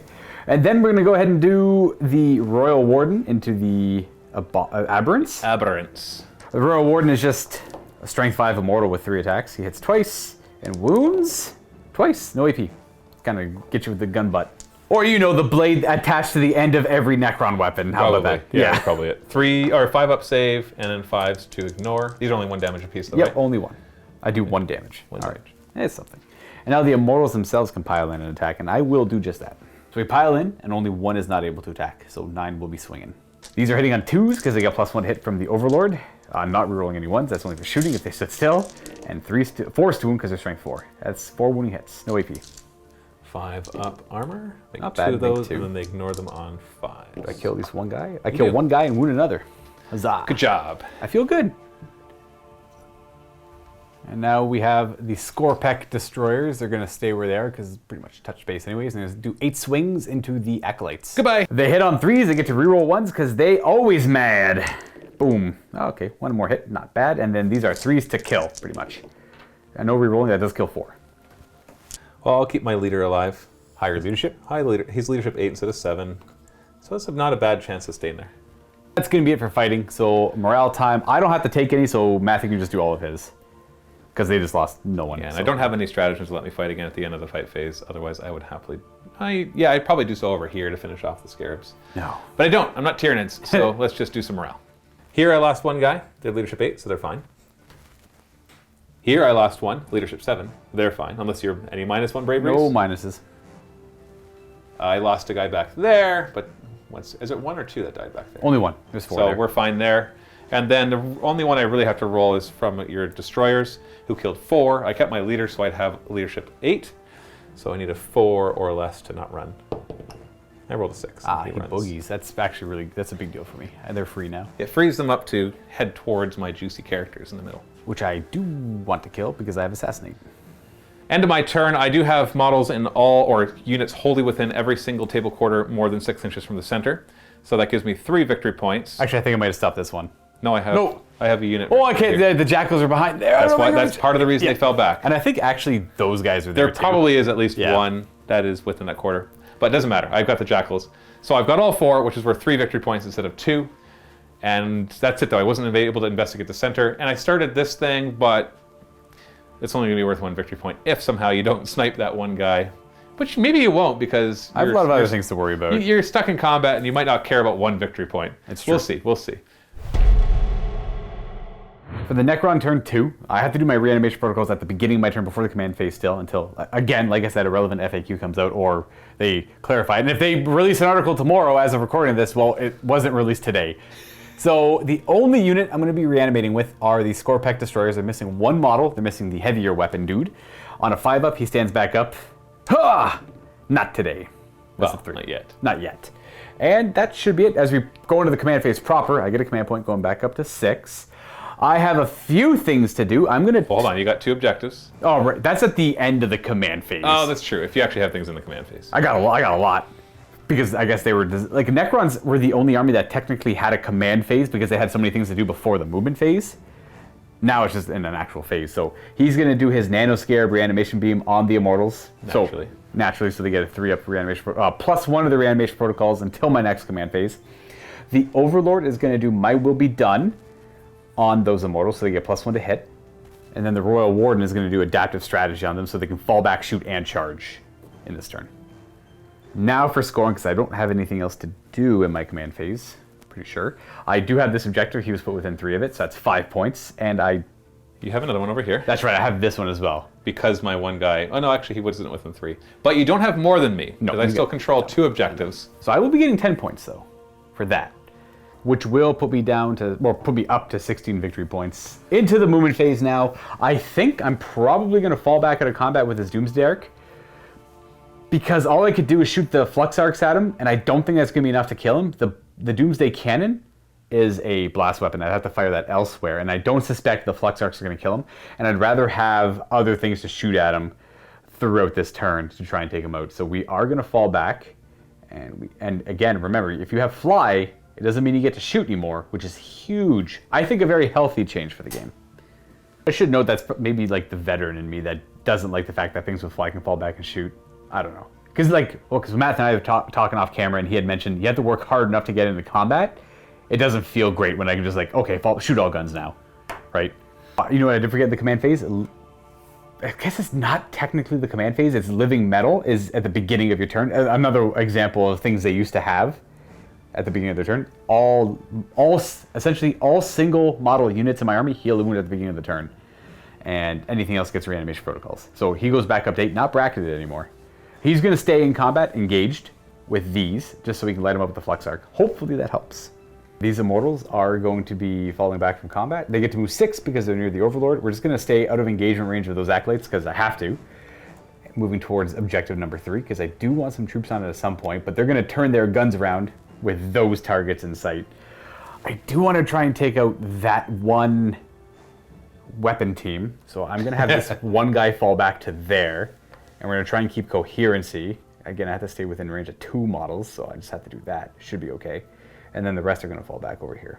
Royal Warden will also fall back from combat because that's pretty important to my plan that they don't stay engaged anymore. The Cryptek is going to go that direction as well because they want to stick near the units that can actually reanimate. And the Cryptek is going to go right in front of the Royal Warden. Not an ideal spot. He will have Lookout Sir being near the Immortals, but I mean, he's right out in front. And lastly, this Overlord is going to commit to this fight with the Abominant, I believe. But he's going to shoot him with the Tachyon arrow first. Of course. We like this guy moving a little bit to right there, so he will. Why not? The Scorpek Destroyers do move forward. It is a 6-inch charge or a 7-inch charge to get into both characters. It's a 5-inch charge to get into the one. Then the Scarabs do move a little bit, all within range of the objective, but I want to try and hide behind this wall from some of the shooting, if any shooting does go for them. I don't think it will, but I'm just trying to be safe. And then the last thing I'm going to move before I go on to the reinforcements will be these Scarabs falling back from combat. Because of the new way players dictate or get to pick eligible units to fight with, Matthew would actually get to fight first there, and I'll consider myself lucky I only lost 1 Scarab base. And then in the reinforcement phase, my strategic reserves do arrive, and I'm very happy to be able to utilize warriors properly for once in 3 years. Right. So we have these guys here.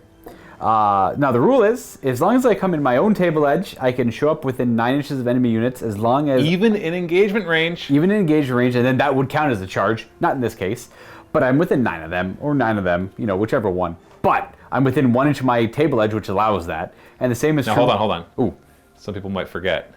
Because we're pretending that the board is smaller. Right. Your table edge is right here. So technically that's where my table edge begins. Because this does not look like 1 inch of your table edge. That's true, But your table edge is up here. So we're cutting 2 inches off the mat, essentially, for the table edge. Because that would represent the 44 by 60 properly. The minimum size table requirement. Again, we're trying these out in these games before we get deeper into the 9th to see if it's even worth doing. For strategic, like, obviously it greatly changes the course of the game, but... Well, it stopped... Like when I was coming in, I could have fit the Abominants back there, or the Aberrants back there. In this corner, and then made the charge into all your characters. Right. But because of the 2-inch loss, I could not fit them. So it's definitely already made a difference. And then your reserves showing up, obviously, further forward. Yeah, so they're able to... May eventually make a difference. These guys are essentially able to show up wholly within 8 of the mat, but they're wholly within 6 of my table edge, with this guy being within 1 inch, allowing them to show up within 9 of enemies. Acting as quick reinforcements. It kind of feels like, I don't know, it's weird. If I had to compare it to anything, it's like a narrative game where you have those narrative reinforcements showing up. Right. But it's not. It's strategic reserves. I don't know. It's cool. These are the Gauss Flayers, and these are going to be the Gauss Reapers. So these are shorter range, but a little bit stronger. A longer range, but a little bit weaker. I am going to start this shooting phase off with the, honestly, the Doomsday Arc right here. It's going to shoot its Gauss Flux Arcs. the flux arcs into them. The Fluken arc. And then we're going to fire, because it's a blast weapon and it's a vehicle, you are allowed to target other units not in engagement range as long as those in engagement range were eradicated, destroyed. The Doomsday Cannon. It's a very specific example they give. Don't worry, you can still target things out. Right. But you can't then fire it if you have not managed to destroy everybody close by. If these flux arcs do not kill them, then I cannot shoot the big blast gun. But that gun's going to go for them, 100%. Even though there's a wounded guy, I'd rather still go for them because I need to focus my fire on them. You're going to kill the guys in base. It's 20 shots into them. Yeah. Because it's rapid fire 10. Well, 2 rapid fire 5 guns. 3s to hit. You know what? Let me just... It's 3s and 3s and I get a 6-up save. I'll just save you some time. Okay, I'll at least roll the wound roll. Nope. Nope. You don't need to. You can't stop me. You can't stop me. It doesn't do anything. Yeah, see. Oh, wait. See, that's what. Oh, wait. They're still probably dead. That's Oh, yeah. 4, That's 7. You'd have to make... Oh, you're making me roll it. Because you never know, man. You never know. Yeah, I do.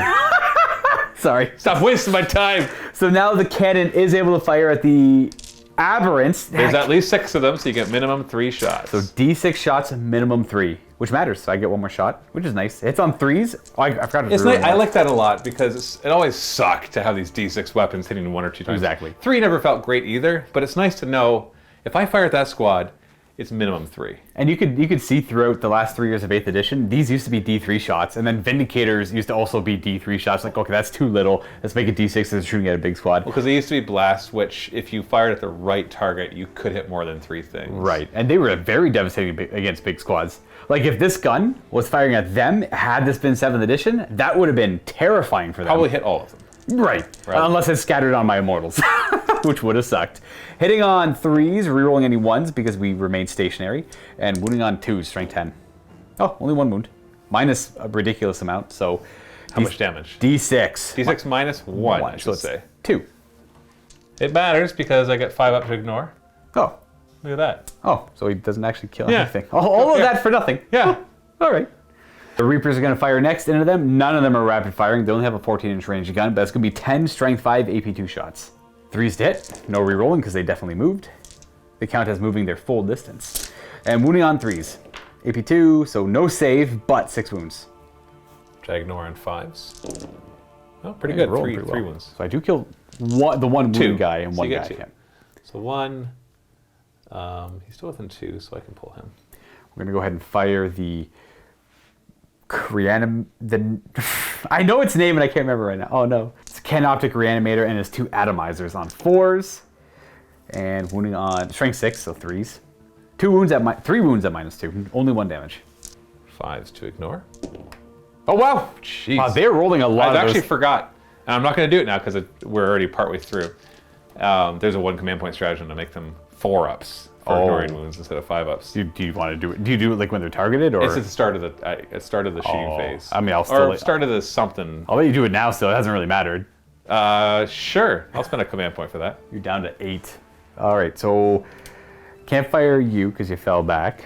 We're gonna go ahead and fire these Necron warriors. We're gonna try and light up these acolytes right there. It's gonna be 20 shots into the acolytes. So I'm going to take that back because it is way too late. I was wrong. I have to do it at the start of my turn. It lasts until the start of my following turn. Could you have even done it then last turn because they didn't show up till the... It doesn't say they have to be on the battlefield. It says select a unit of aberrants in your army. Oh, so this, okay, it specifically does work around that then. It does say in your army, and they add one of their bestial vigor rolls until the start of your next turn. That's the exact same thing for I the totally assassin. should have done that, obviously, because it's like the whole thing is key on these guys. But I didn't. And you know what? I've been rolling pretty well, so it's hard to complain. Well, let's try not to focus on the 4s then, if they even show up. Yeah, they're gonna show up. So it's gonna be 20 shots into them next. 3s to hit, no rerolling. 3s to wound. Hey, look at that. He's gonna. You're not even gonna roll it. Nope. All right. I have to roll 6 out of 10 6s. Yeah. Okay. Boom. Got him. Gonna have the Cryptek go ahead and put a Staff of Light into the aberrants there. It's gonna be 3 shots hitting on 3s. He moved. I'm not even really rolling any 1s. It's like just 2s to miss. Wounding on 3s is strength 5 -2, 1 damage. 5s to ignore. Oh, there's a 4. No! 1 whole damage. All right, next up are these Immortals with their Tesla. That one... This is where the 4-up is probably going to make a difference. Yeah, this But one I forgot. on the corner will fire at that one wounded missile launcher He's team. busy trying to siphon energy from the Necron, whatever, from this big old. Look at this. What a surprise! We don't want that to happen. He's just like, don't mind me. The Overlord With sees his it, missile launcher just leaning up against the wall because he's like, it doesn't do anything anyway. and then the Overlord just glares at them to deal with it. So that one guy will fire there. The rest will fire into the Aberrants because they're proving to be quite durable. The 2 shots into the missile launcher team hitting on 2s. That is a Tesla because I get +1 to hit. Wounding on 3s. No AP, 2 wounds. I gotta make both 5-up saves. Nope, all right. not even close. So we do get him. And at good this job. point, Good job. You stopped a victory point. got it. And then the remainder, which would be 9 more into the Aberrants, which would be 18 shots. Zap, zap. And we are hitting on 2s. No re-rolling. And 6s and 5s are what we want to see. You gave 2 units the +1? I don't think it was only them. Oh, it was only them. It was only them, yeah. I could give 2, but I only gave it to them. Nope, you're good. So we got 3 Tesla triggers. Okay, so that's 6 more hits. 3s to wound. No re-rolling on this. Ooh, that's a lot of 1s. It's clustered, And though. 2s. Yeah, 2s as well, yeah. 6 fails right there. 5-up saves. 3 of them. And 5-up to ignore. We don't want to see 4s. Look, don't show me any 4s. Oh, look at the 3 4s! No, don't. Oh, no, don't look at the 4s! No, pay 1, attention. 2, 3, 4 dead. Oh, because one's One wounded. was already wounded. So 1, 2, 3, 4 dead. All right, the last thing we have to fire in this shooting phase, the Tachyon arrow into the Abominant. All right, let's see. He moved, so he doesn't get to reroll. He hits on a 2. Ha-ha! His Warlord trait does allow him to do once per game. Oh yeah, I got a once per game reroll too. Yeah. I don't care. Ha! It hits! And it's strength 12, so 2 to wound. It wounds. No armor save, D6 damage. So before you roll it, I've Yes. got 5 wounds. Yes. I reduce damage by 1, just like an aberrant. So you got to roll 6. Yeah.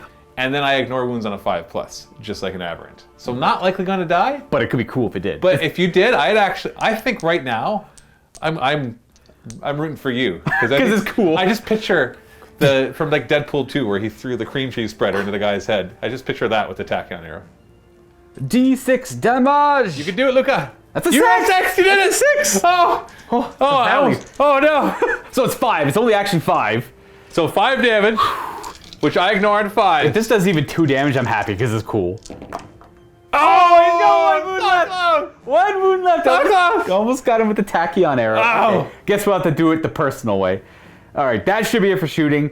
Gonna go on to do some charges. I don't want to charge them, but you know, you could just inspire them or insane bravery them with a command point, the 2 command points. So let's go ahead and do some charges. Obviously charging my Overlord into the, oh, knock that over, into the Abominant. You made it! 8 inches. What a surprise I made it. I'm just gonna go right there. We're gonna go to these Necron warriors. They're gonna declare a charge against the Jackals. It's kind of a long charge because I gotta go up and around, but I'm gonna try it anyways, I suppose. Yeah, I'm not going to Overwatch. A 7? I don't think a 7's good enough. 7's a fail. 7 just takes me to there, so obviously not getting any engagement range there. Now the Immortals. The Immortals would love to charge. Mostly Where are they going? Acolytes, though. I would love to charge the Acolytes. I will not Overwatch with my frag grenade and 1 auto pistol. I have no idea what to 2 do auto with that, pistols. though. All right, in they go. In they go, indeed. 5. You made it. We're gonna have. And they can fall back and charge because of adaptive strategies. Adaptive from the Royal Warden. An amazing model. I'd highly recommend adding him to any of your Necron collections, especially if you love. Well, you don't have to have troops, but your only troop options are really these guys. You know, let's be real. And warriors. Them and warriors is what I mean. You mean the 2 things? Ending there. I think I just leave them and let them just wreak havoc on me. Like honestly, I don't know what else. Just 3 of them. Why are I you so know. afraid? Because everything else is really. Oh, I forgot a guy. He was hidden from my sight. So instead of charging like that, we're gonna go. Is this thing no good in combat? He's not. Okay, well. Really, he's got like 4 attacks. He could maybe kill 1 of them. Before I decide what to do over here, we are gonna go with the Scorpec Destroyers charging both characters. Ooh, so you got to get to both of I them. do, unfortunately, but it's very important. It'd be great if I could kill both. Ha! We roll a 4 and That's a 9. That's a 9, yes. And they're gonna end there on that charge. Is he scary in combat? Does he have any respect? He's poison 2+, so he wounds you on 2s, does D3 damage, but no AP. You know what? I'm gonna stay out And of three- this heroic and 3 intervention attacks. range. They'll end there, not in heroic intervention range of that. And does the Canoptic Reanimator charge in and maybe kills 1 Aberrant? I'm not going to charge him. It's not worth it. I don't think I can kill him off. They're actually a little too durable. He's got like 1 attack. He's got 4. He fell back. Overlord's committed over here. So now the question is, where do I go first? And I think I go first with the Overlord. I think that's the smart call. So he will go first. He's only got 3 attacks, attacking the Abominant. Yeah, that's what his name is. Hitting on 2s. There's always 1. I hate Necron Overlords. They always miss. They always do. All right, wounding on 3s. That's 2 wounds, -3, D3 damage. But, I guess I have to roll them, eh? Yeah, just do the damage. So it's going to be 2 and 1. So a total of 3 damage. Let's see if that glaive cuts him down. Well, it's got to roll 3 5 pluses. Okay, all right. We got him. Good job. Huzzah! I'm so good. I will spend 2 command points to go next. I would choose the Primus for sure if I knew I was going to kill at least one of your destroyers, but I'm not satisfied that would happen. And the impact of that happening is not too big a deal compared to holding the line over here. So I will actually have these Acolytes attack your Immortals. Right, and I was a little overzealous with their charge too. I didn't stay within 3 of the crypt attack. I'd rather have the extra attack, I think, but we'll see if that hurts me in upcoming turns. They still have the +1 from this guy, so there's always that. It's just, one day we'll see the 3-up reanimate, just not today. The 4 is to hit with the Grok Cutters, or the Snippers, or whatever. And that's a wound with no save, so one -4? Oh no, it's only -3. Okay, so I do have a 6-up armor, which I almost make it look like there's a 6 popping up, but I fail. That does kill a guy. And that's all it really does? It's good against multiple because mobs, it's only if it had multiple mobs. Pull you. And then we have the Rending Claws of the 2 other guys hitting on 3s, wounding on 4s, but 6s are rending. So this is -4. Yeah, no and the save ones are there. -1. 2 4-ups and 1 dead immortal. So 2 dead immortals now. So it's 3 so far. We'll pull from the back there. And now on the knives. Knife. 3s re-rolling 1s. And 4s. Okay. Nothing. I killed a few. I'm happy with that. that's not bad. You put down 3 of them. I'm going to go ahead and just fight over here because I'm already here. They only have 1 attack each, so that's going to be 7 attacks into the Acolytes. 3s to hit, no re-rolling. Oh, sorry, it's 2s to hit. They do have +1 to hit from the Overlord. That's for both shooting and close combat. That gave me 2 more hits. Very nice. And because of that, I have 3s to wound here. And because of that, I have a 3rd wound. 5 up. Nope, No, 3 die. I do take out 3 of them. I'll keep the leader just for that extra leadership. Now your objective secured too, so you are holding that objective. Right.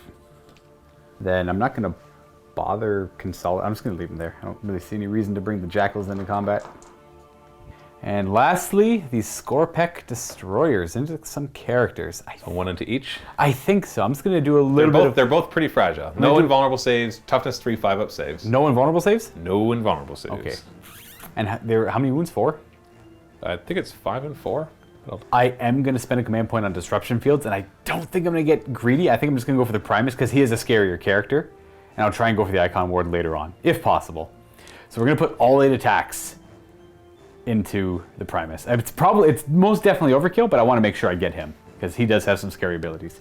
We're hitting on 3s, rerolling 1s because of their programming. Okay, well, geez, maybe I shouldn't have split them up. Yep. And because I made I was going to say, I think you're worried too much. I know. And because I spent the command point, it gave me 1 more wound. That's all wounds on him. AP and damage? AP 3, damage 2. All right, he's dead. Doesn't he have a 6-up to ignore damage because of the Icon Ward? Oh, yeah, I guess. So it's going to be 14 damage on him. Yeah, you know what? I'm just going to remove him. Okay. So, good job. Got him. Well, I didn't expect to do that well. I was too... Okay, this is what would have happened if I split my attacks up. I would have not rolled this wound one. in each of them? Exactly. So this is just safer. But you get to retaliate with him now. And which he could finish off the one if I'm lucky. 3s to hit, and no re-rolling. And then we're looking at 5s to wound. Yeah, nothing. Okay, I got lucky there. After that, we go to the morale phase. I don't have any because I only lost 3. I can't possibly fail. But you have a couple, just the 1 maybe? You have a couple. Well, the Aberrants. Yeah. And the Acolytes right there. But I assumed an insane bravery.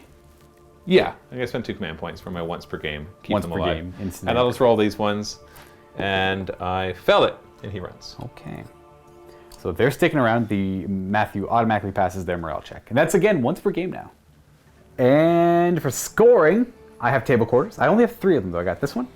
I've got this one, and I've got the Scarabs over there still. So that's going to be 2 victory points there.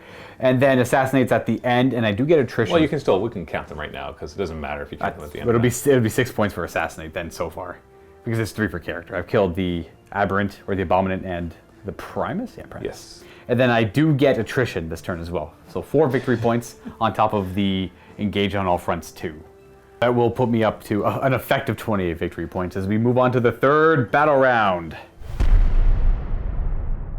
So command phase, I'll get a command point. I'll get 5 victory points. And I'm going to go for a last hurrah. I've looked at it, and I am 99.999999999999 with that line above it that the 9s just keep going on forever, which effectively, mathematically, is equivalent to 100%. Sure that I've lost. Because I don't know how I could come back. I can keep grabbing the table quarters thing, but one more turn of your shooting, and there's nothing left on the table, right? But let's go for a last hurrah before I give up. And have these aberrants. Well, hold on. Beginning of the movement, beginning of my turn, you spend a command point, so their bestial vigor's on a 4+. Okay. So how many would be still alive had we done it last turn? I'd have 3 more alive right now. Which is a big deal. Yeah. Yeah. That's thanks, Luka. Yeah. I can spend a command point to bring back troop choices as well, but you wiped out all my troop choices that matter. Oh yeah, they came back. They already have full strength.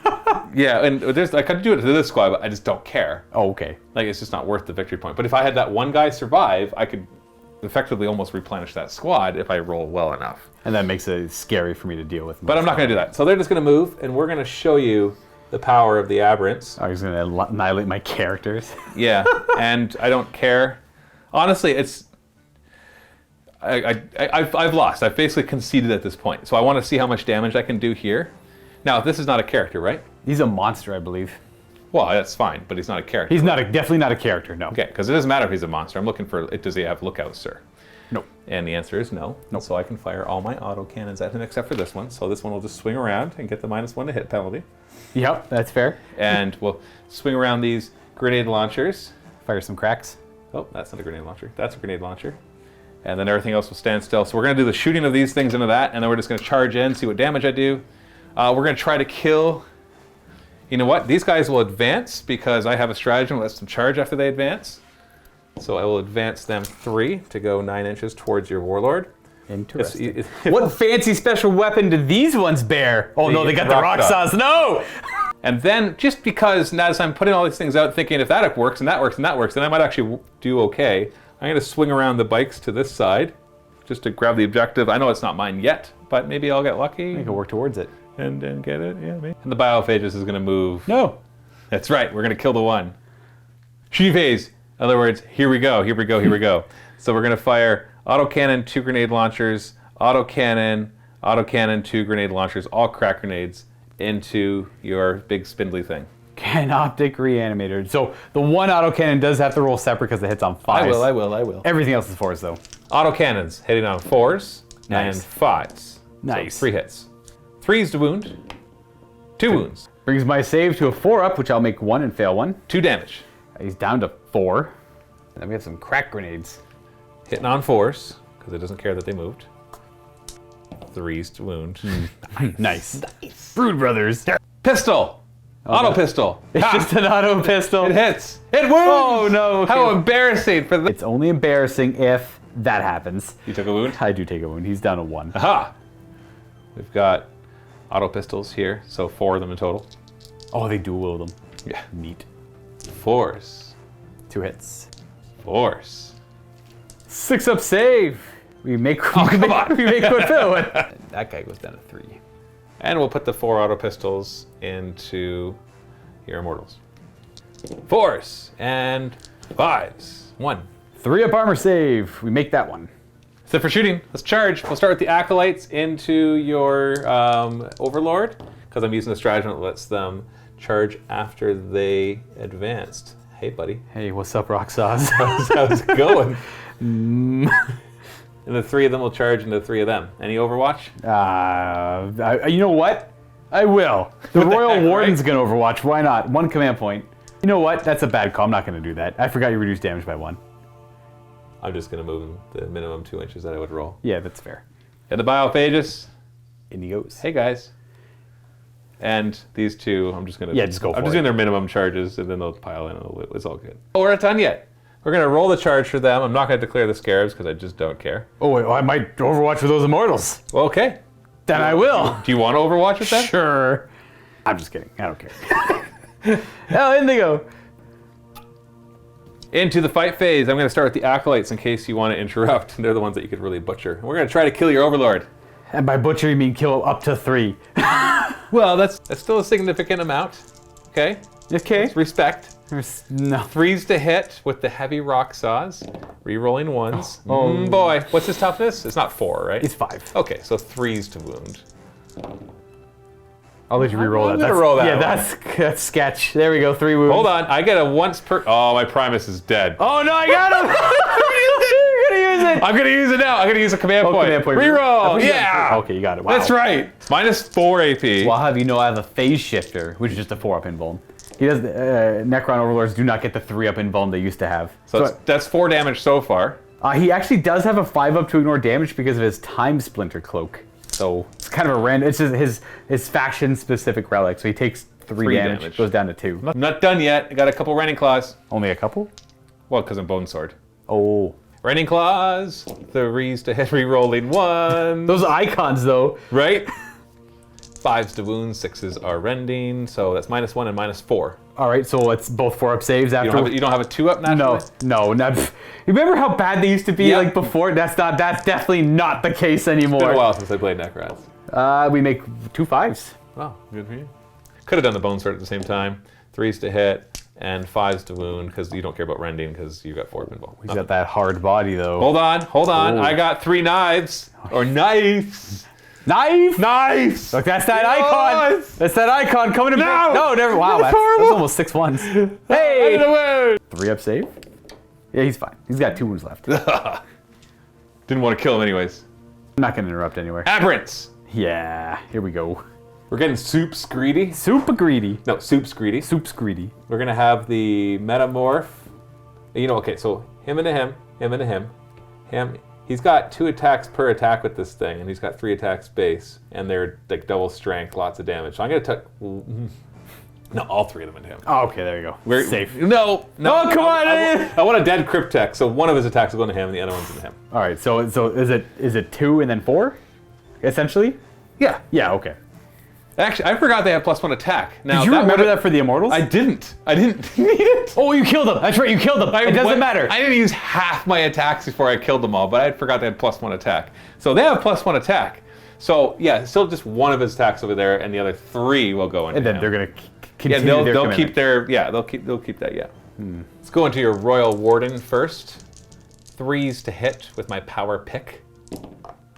That's a good start. The 6s don't do anything extra because my Abominant is Murdered. dead. Strength 5. What's your toughness? 5. Oh, you luck. Oh, yeah. See, this is where +1 strength would have been nice. Oh, it's true. 4s to wound.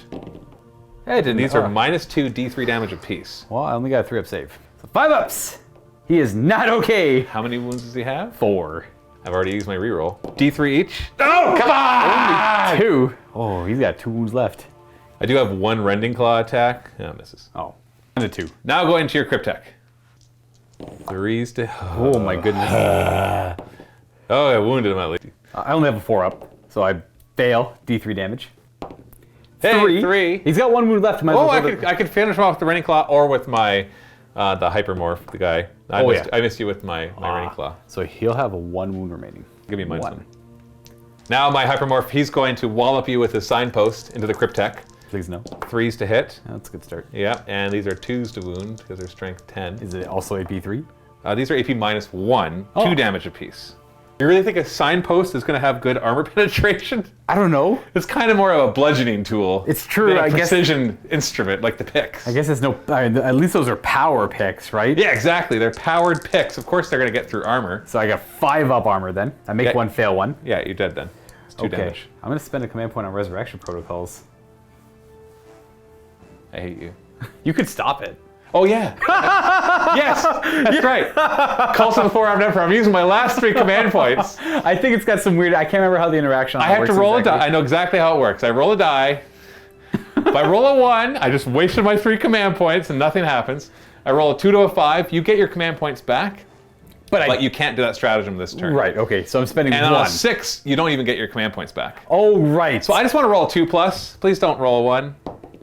Hey! Okay, so you get your command points back. I lose all my command points, but get lost, Cryptek! So he is dead for good. No resurrection protocols on. No. This is called a plan, generations in the making. Yeah, that was it. They were gonna kill that Cryptek. That's what my plan was. Generations in the making. We accidentally came into this place, but we were planning to kill that Cryptek. That's big thinking. Now I will wallop your big guy. 3s to hit. Strength 10. Your toughness 5. Yeah. 2s to Yeah, wound. it's scary. Strength 10 is ridiculous. Yeah, it's 2s, yeah. Okay. 4 wounds, -1, 2 damage apiece. I got 4 ups. Well, might as well do my 4 ups. 4 ups is right, yep. I make 2. You know what? Despite Matthew, I'm gonna re-roll this one fail. Oh, look at that. He's got 2 wounds left. Did you already use a reroll? I don't know, did I? I don't think I did. I feel like you did. What did I use it on? You know, the other one. I don't think I did. I think he just rolled horribly. He's gonna have 2 wounds left. I'm gonna hit you with my tail. All right, can it do 2 damage? No! Oh no! 3s to hit. And something. Nope. All right, 2 wounds left on the reanimator. Nice. It sure would be a shame if there's 3 more, aberrants there. Just saying. So let's finish some more charges. I got the biophages, see if he can do any damage. 3s to hit, 2s to wound. Because he got fancy poisonous blade thingy. No APD, 3 damage. Oh. 3 up. Oh, that's a nice reroll would have been. I do lose that destroyer though. See ya. We got 2 bikes right here, power axe and knife.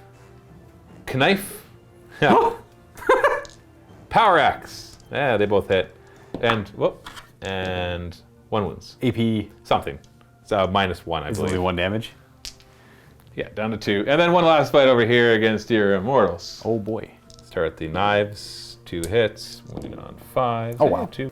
And you know how many times that's happened? Why do you keep rolling? I don't You know. can't see. I failed 1, so 1 immortal's dead. Bye bye.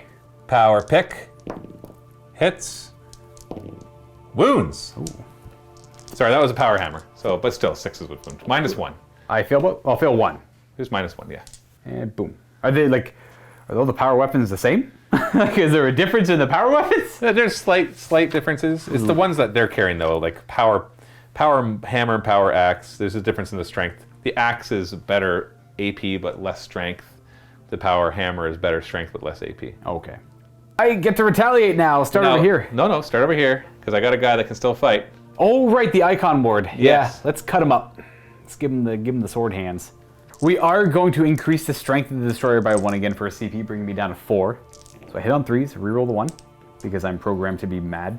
And I wound on 2s because I'm strength 6 now. It mattered for 1 of them. All at minus good and 2 damage each. You got him. Oh wait, well I can. He has a 6 up, yeah, so it's 8 damage. I assume he's only got a 4 up save at the best. 5 up. Okay, so yeah, no save.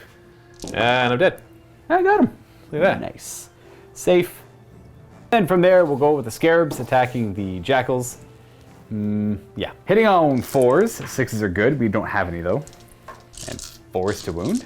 No, it's 5s to wound. UT4. So 1 wounding hit. Kill a bike. Nice. So we'll move on to the Overlord, who's going to put 3 attacks into the Acolytes. Can't kill them, but they all hit. And 2s to kill, I suppose. Yes. I cut down 3 of them. Cleave. 1, 2, 3. The Canoptic Reanimator is going to step on them a little bit. He's only got 4 attacks. Makes sense, he's only got 4 legs. 4s to hit, and 3 to wound. He's strength good. 1 wound at -2. 1 damage. 5 to ignore. Sorry, 4 to ignore. I do No, I take a wound. 1 whole damage. Now the Royal Warden gets to go. 3 attacks, strength 5. We have 2 hits, 3s to wound. 1 wound, no AP. 5 up, and 4 to ignore. Nope, you're good. And then the Immortals. I will pile in to get all 5 of them attacking. 2s to hit still because of my will be done, and 3s to wound. 3 wounding hits, no AP. There's 4s to wound, but I got the 5 ups. 5 up, Oh wow, I kill a bike. and injure the next one. And then I'm not going to bother consolidating. I'm down to 1 there, and I think that's it for my combats. I think that's it for... Well, I got morale. Oh yeah, we got morale. I don't have any to take. I only lost 2 of these Immortals.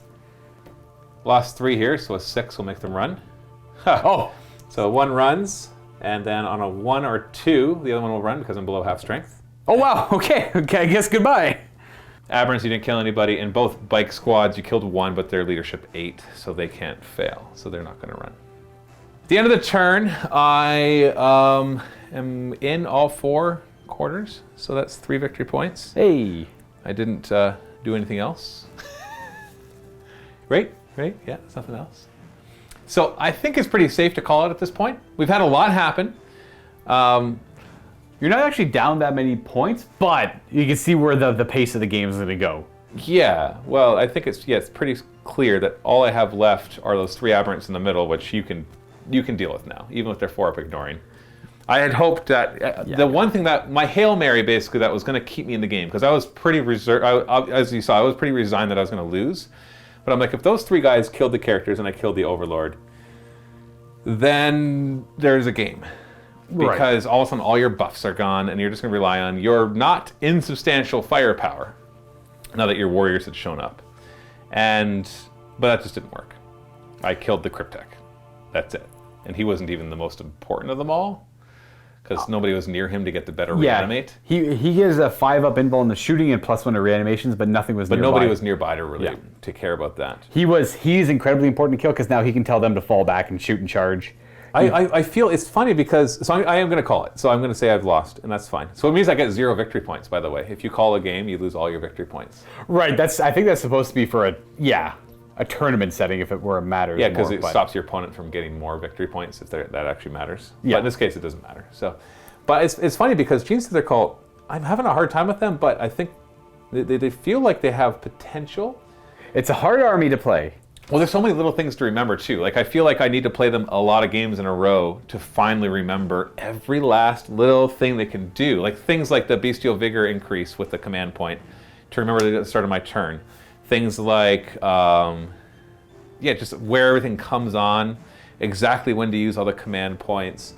I feel like there's only going to be 1 or 2 builds. I've never been able to make a good shooty Genestealer Cult army, which it kind of deceives you into thinking that it could be one, because it has a lot of access to a lot of firepower, both from the Astra Militarum stuff you can bring in, but also just a lot of the mining equipment that the rock grinders get, and the quad bikes, and even the neophyte hybrids get access to the mining equipment as well.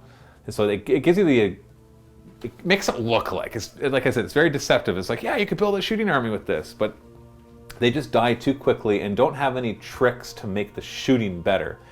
But where I think there is potential is both in the aberrants and really using all your command points on them. The 3 command points to move them in, the command point to give them the extra bestial vigor, keeping some of the Primus and the Abominant nearby to really buff them so they can just kind of plow their way through things.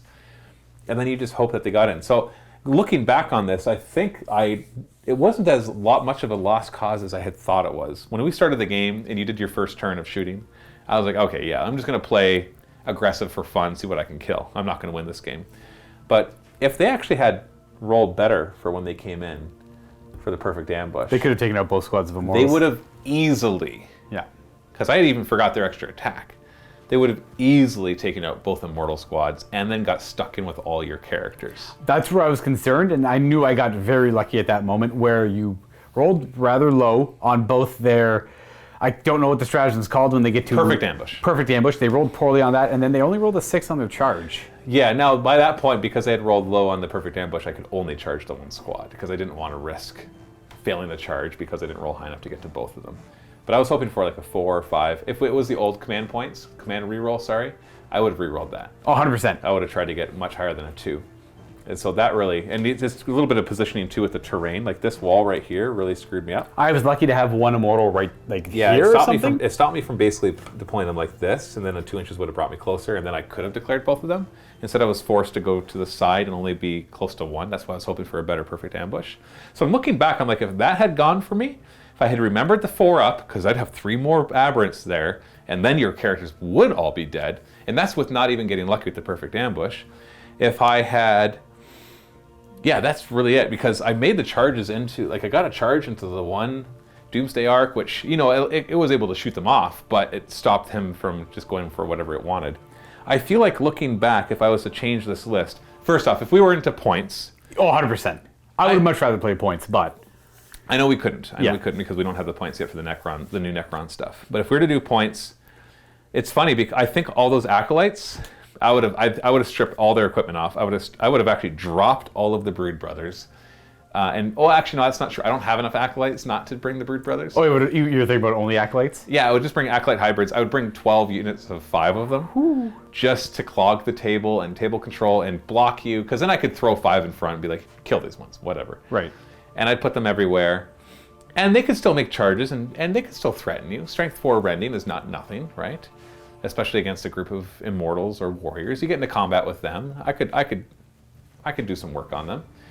And then the rest of the points and attention is just on that one squad of Abominates. Maybe a squad of Acolytes with like Hand Flamers to use that other stratagem where they can just deploy 3 inches away instead of 9 inches. They can't charge though, so you usually put that on a squad of shooters.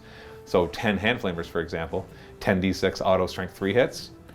Could do something. Strength 3, so you know. But I think what I'm basically describing is the tournament list for Genestealer Cult. Yeah, I'm not too sure what that's evolved into, but that does sound incredibly familiar. It does, but at the same time, I think that the reason I'm pushing towards that is because no other Genestealer Cult list works, which is kind of disappointing. There was a list, and I can't remember what it was comprised of, but it had a bunch of the ATV guys. Yeah. And whatever weapons they can take, and it's not a lot of information, I know, but I think I know what you're talking about, but I'm just not sure how that would actually... It was rocking. It was killing it. And I don't remember what... It was just like... Well, I'll have to look it up. I'll have to do some research, because I don't have very many of those newer models, and so I might have to start collecting those. But I remember it... I feel like I've been given a challenge. It's like, people in the office, they're playing Space Marines, they're playing Necrons, they're playing Death Watch, and that's tough stuff. That's tough stuff for Xenos right now, especially Tyranids and Genestealer Cult. So it was performing well with all the Space Marine buffs too, but it burned bright and fast and then just burnt out. Or the whole global pandemic, I think, may have hit that too. Like, we're not seeing tournament results, so I don't know. Yeah, exactly. Yeah, everything's just theory crafting now. So I don't want to give up on the Genestealer Cult yet. I want to figure out, but as soon as if there's going to be one list I figure out, I'll play it once or twice. Okay, yeah, it worked, and then I'll move on because I don't want to just play the same list over and over again. Once you figure out that list, then you can evolve and figure out how to make other things work, right? Then maybe. The problem is Genestealers. I want to make them work, but they don't get the cult creed, and so they work better as Tyranids. Yeah. So I could spend 3 command points and bring in an allied detachment of Tyranids if I wanted to. So I could try the whole mixing of Tyranids and Genestealer Cult, because then typically what you see is the Tyranids focus on a big unit of Genestealers with a Swarm Lord who just hurls them forward and gets them into your lines. And then the Genestealer Cult focus on the Aberrants and the, maybe the Acolytes, kind of lots of units of that. And that way you can kind of get the best of both worlds. You get the Genestealers actually doing some cool stuff, like give them Kraken so they advance 3d6 choosing the best one. Or Behemoth to reroll charges, or a custom one from Psychic Awakening to really lean into some of the things they can do. So maybe I gotta start doing that. Spending 3 command points on an ally doesn't sound so bad, especially because I've played games where I've spent 5 command points before the game even begins to give all sorts of upgrades and extra relics. So what's 3 command points to bring a second detachment? So far I don't think anybody's built a list with more than 1 detachment. I haven't dabbled, no. But it's not like they've said that you can't do it. It's just now you have to pay for it. As opposed to being rewarded for it. Which is way better. Yeah. So it's you want to bring 2 Tyranid battalions so that you could use 2 different hive fleets? Well, you're allowed to, but it's going to cost you 3 command points to do that. And so there's a bit of a cost. It's not an enormous cost, but whereas before bringing 2 battalions would let you bring even more command points. You'd have 13 command points to start. Now you only get 9 to start, assuming you don't spend any more on relics or whatever. So I'm going to figure it out. So if you have suggestions, of course, leave them in the comments below. Any links to places where they're yeah, this is what really works. And then I will try that out, because I don't feel bad trying out something hard, given the people I'm playing here. And the Space Marines everywhere. There's Space Marines everywhere now. Before I'd feel bad about that, because most of the time the Tyranids were doing just fine in 8th edition. It wasn't until later 8th edition that the meta kind of, the power creep finally became too much for them. With the beginning of 8th edition, they were rocking. They were awesome. Yeah, they were one of the. They were you can do whatever you want. They were top tier in the beginning of 8th edition, but I think it's basically Space Marines is what it comes down to. There is definitely some power in the Tau. There's a lot of power in the Tau. There's a lot of power in the Necrons. But it was when the Space Marines kind of hit, and that's just like multiple releases of them. That's what kind of killed it for me. Is that it's like, okay, now they're really good. Now they're really good. Now, and then Iron Hands was just like the last nail in the coffin. It's just like, come on, seriously? Yeah, they kept getting better and let's better. Let's just and better take and better. all the disadvantages and be like, now with Iron Hands, ignore all those disadvantages. Now, to be fair, the Iron Hands right now are kind of, whatever. Well, that's just power creep, though, Yeah. right? Well, it's because of the new edition. Everyone gets the Iron Hand rule now for the most part on the vehicles, and right, Yeah. right, exactly. And so, but that's a typical power creep. That's the problem. In my mind, I think it's like if this is like a balanced game, and here's all the different armies, and then all of a sudden it's like they release something that's better. Then there's two ways to react to that as Games Workshop. You can, or you can, Right. And I feel that they favor this. not a huge fan of that. Sometimes this, but the problem with this is that there are 20-ish armies now. And so they can't universally do that. So there's always a bunch that don't get that. Like some that get forgotten. Harlequins get forgotten, or like or they think they did it, but there's a bunch of things that just aren't. And then something else gets maybe swung a little too far, and now they got to go back and do that all again. And what happens is you end up with a much larger skew in balance between the top tier and the low tier armies. And it happens in every game. It's definitely not a Games Workshop problem. It's basically when an edition stays out long enough, they struggle as a business, any business, to how do you get people to buy new stuff? You make it shiny and expensive, or shiny and exciting, and so, but that usually means making it better, because you want people to buy it because they're like, oh, this Cool is so rules. cool. Look at that, it does this. But sometimes there's a bit of a lack of imagination on what exactly that means. Sometimes it's just better because they get to do more re-rolls, or they get just better ballistic skills. It's often not inventive. Right. And now, I know that there's tons of rule writing, so that can be hard to be inventive all the time. But I think like the Genestealer Cult's Cult Ambush, to me that's inventive. It is, 100%. All these blips, nobody else gets to do that. Tyrannid Synapse, that's really cool. There's a lot of feel to that and how that works. But just being like, no, they just have better ballistic skill, they hit better, they have more attacks, better leadership, better strength and toughness. You're just better... describing Space Marines. Exactly. It's like, well, at least Space Marine Tacticals only had one attack. It's like, well, Intercessors have 2, and now if you charge or they charge you, now they have 3. Oh, and you can give them a veteran, so they have 4, and so then give the sergeant who has 5 a Thunderhammer. And now you have your basic troop choice as strong as Genestealers. Like, that's just, I don't know. It's hard to say. There's obviously a lot of analysis going on right here. Obviously, me venting a bit of my frustrations playing Tyranids, because I want to play Tyranids and Genestealer Cults, and I feel like I'm being forced to put them aside until they get an update, and I don't want to. I think there's a lot of people that share your opinion on Space Marines. Yes, in whatever army they happen to play, right? Right. But, it happens. The meta changes. I have no problem with meta changes. I just wish that it wasn't like this.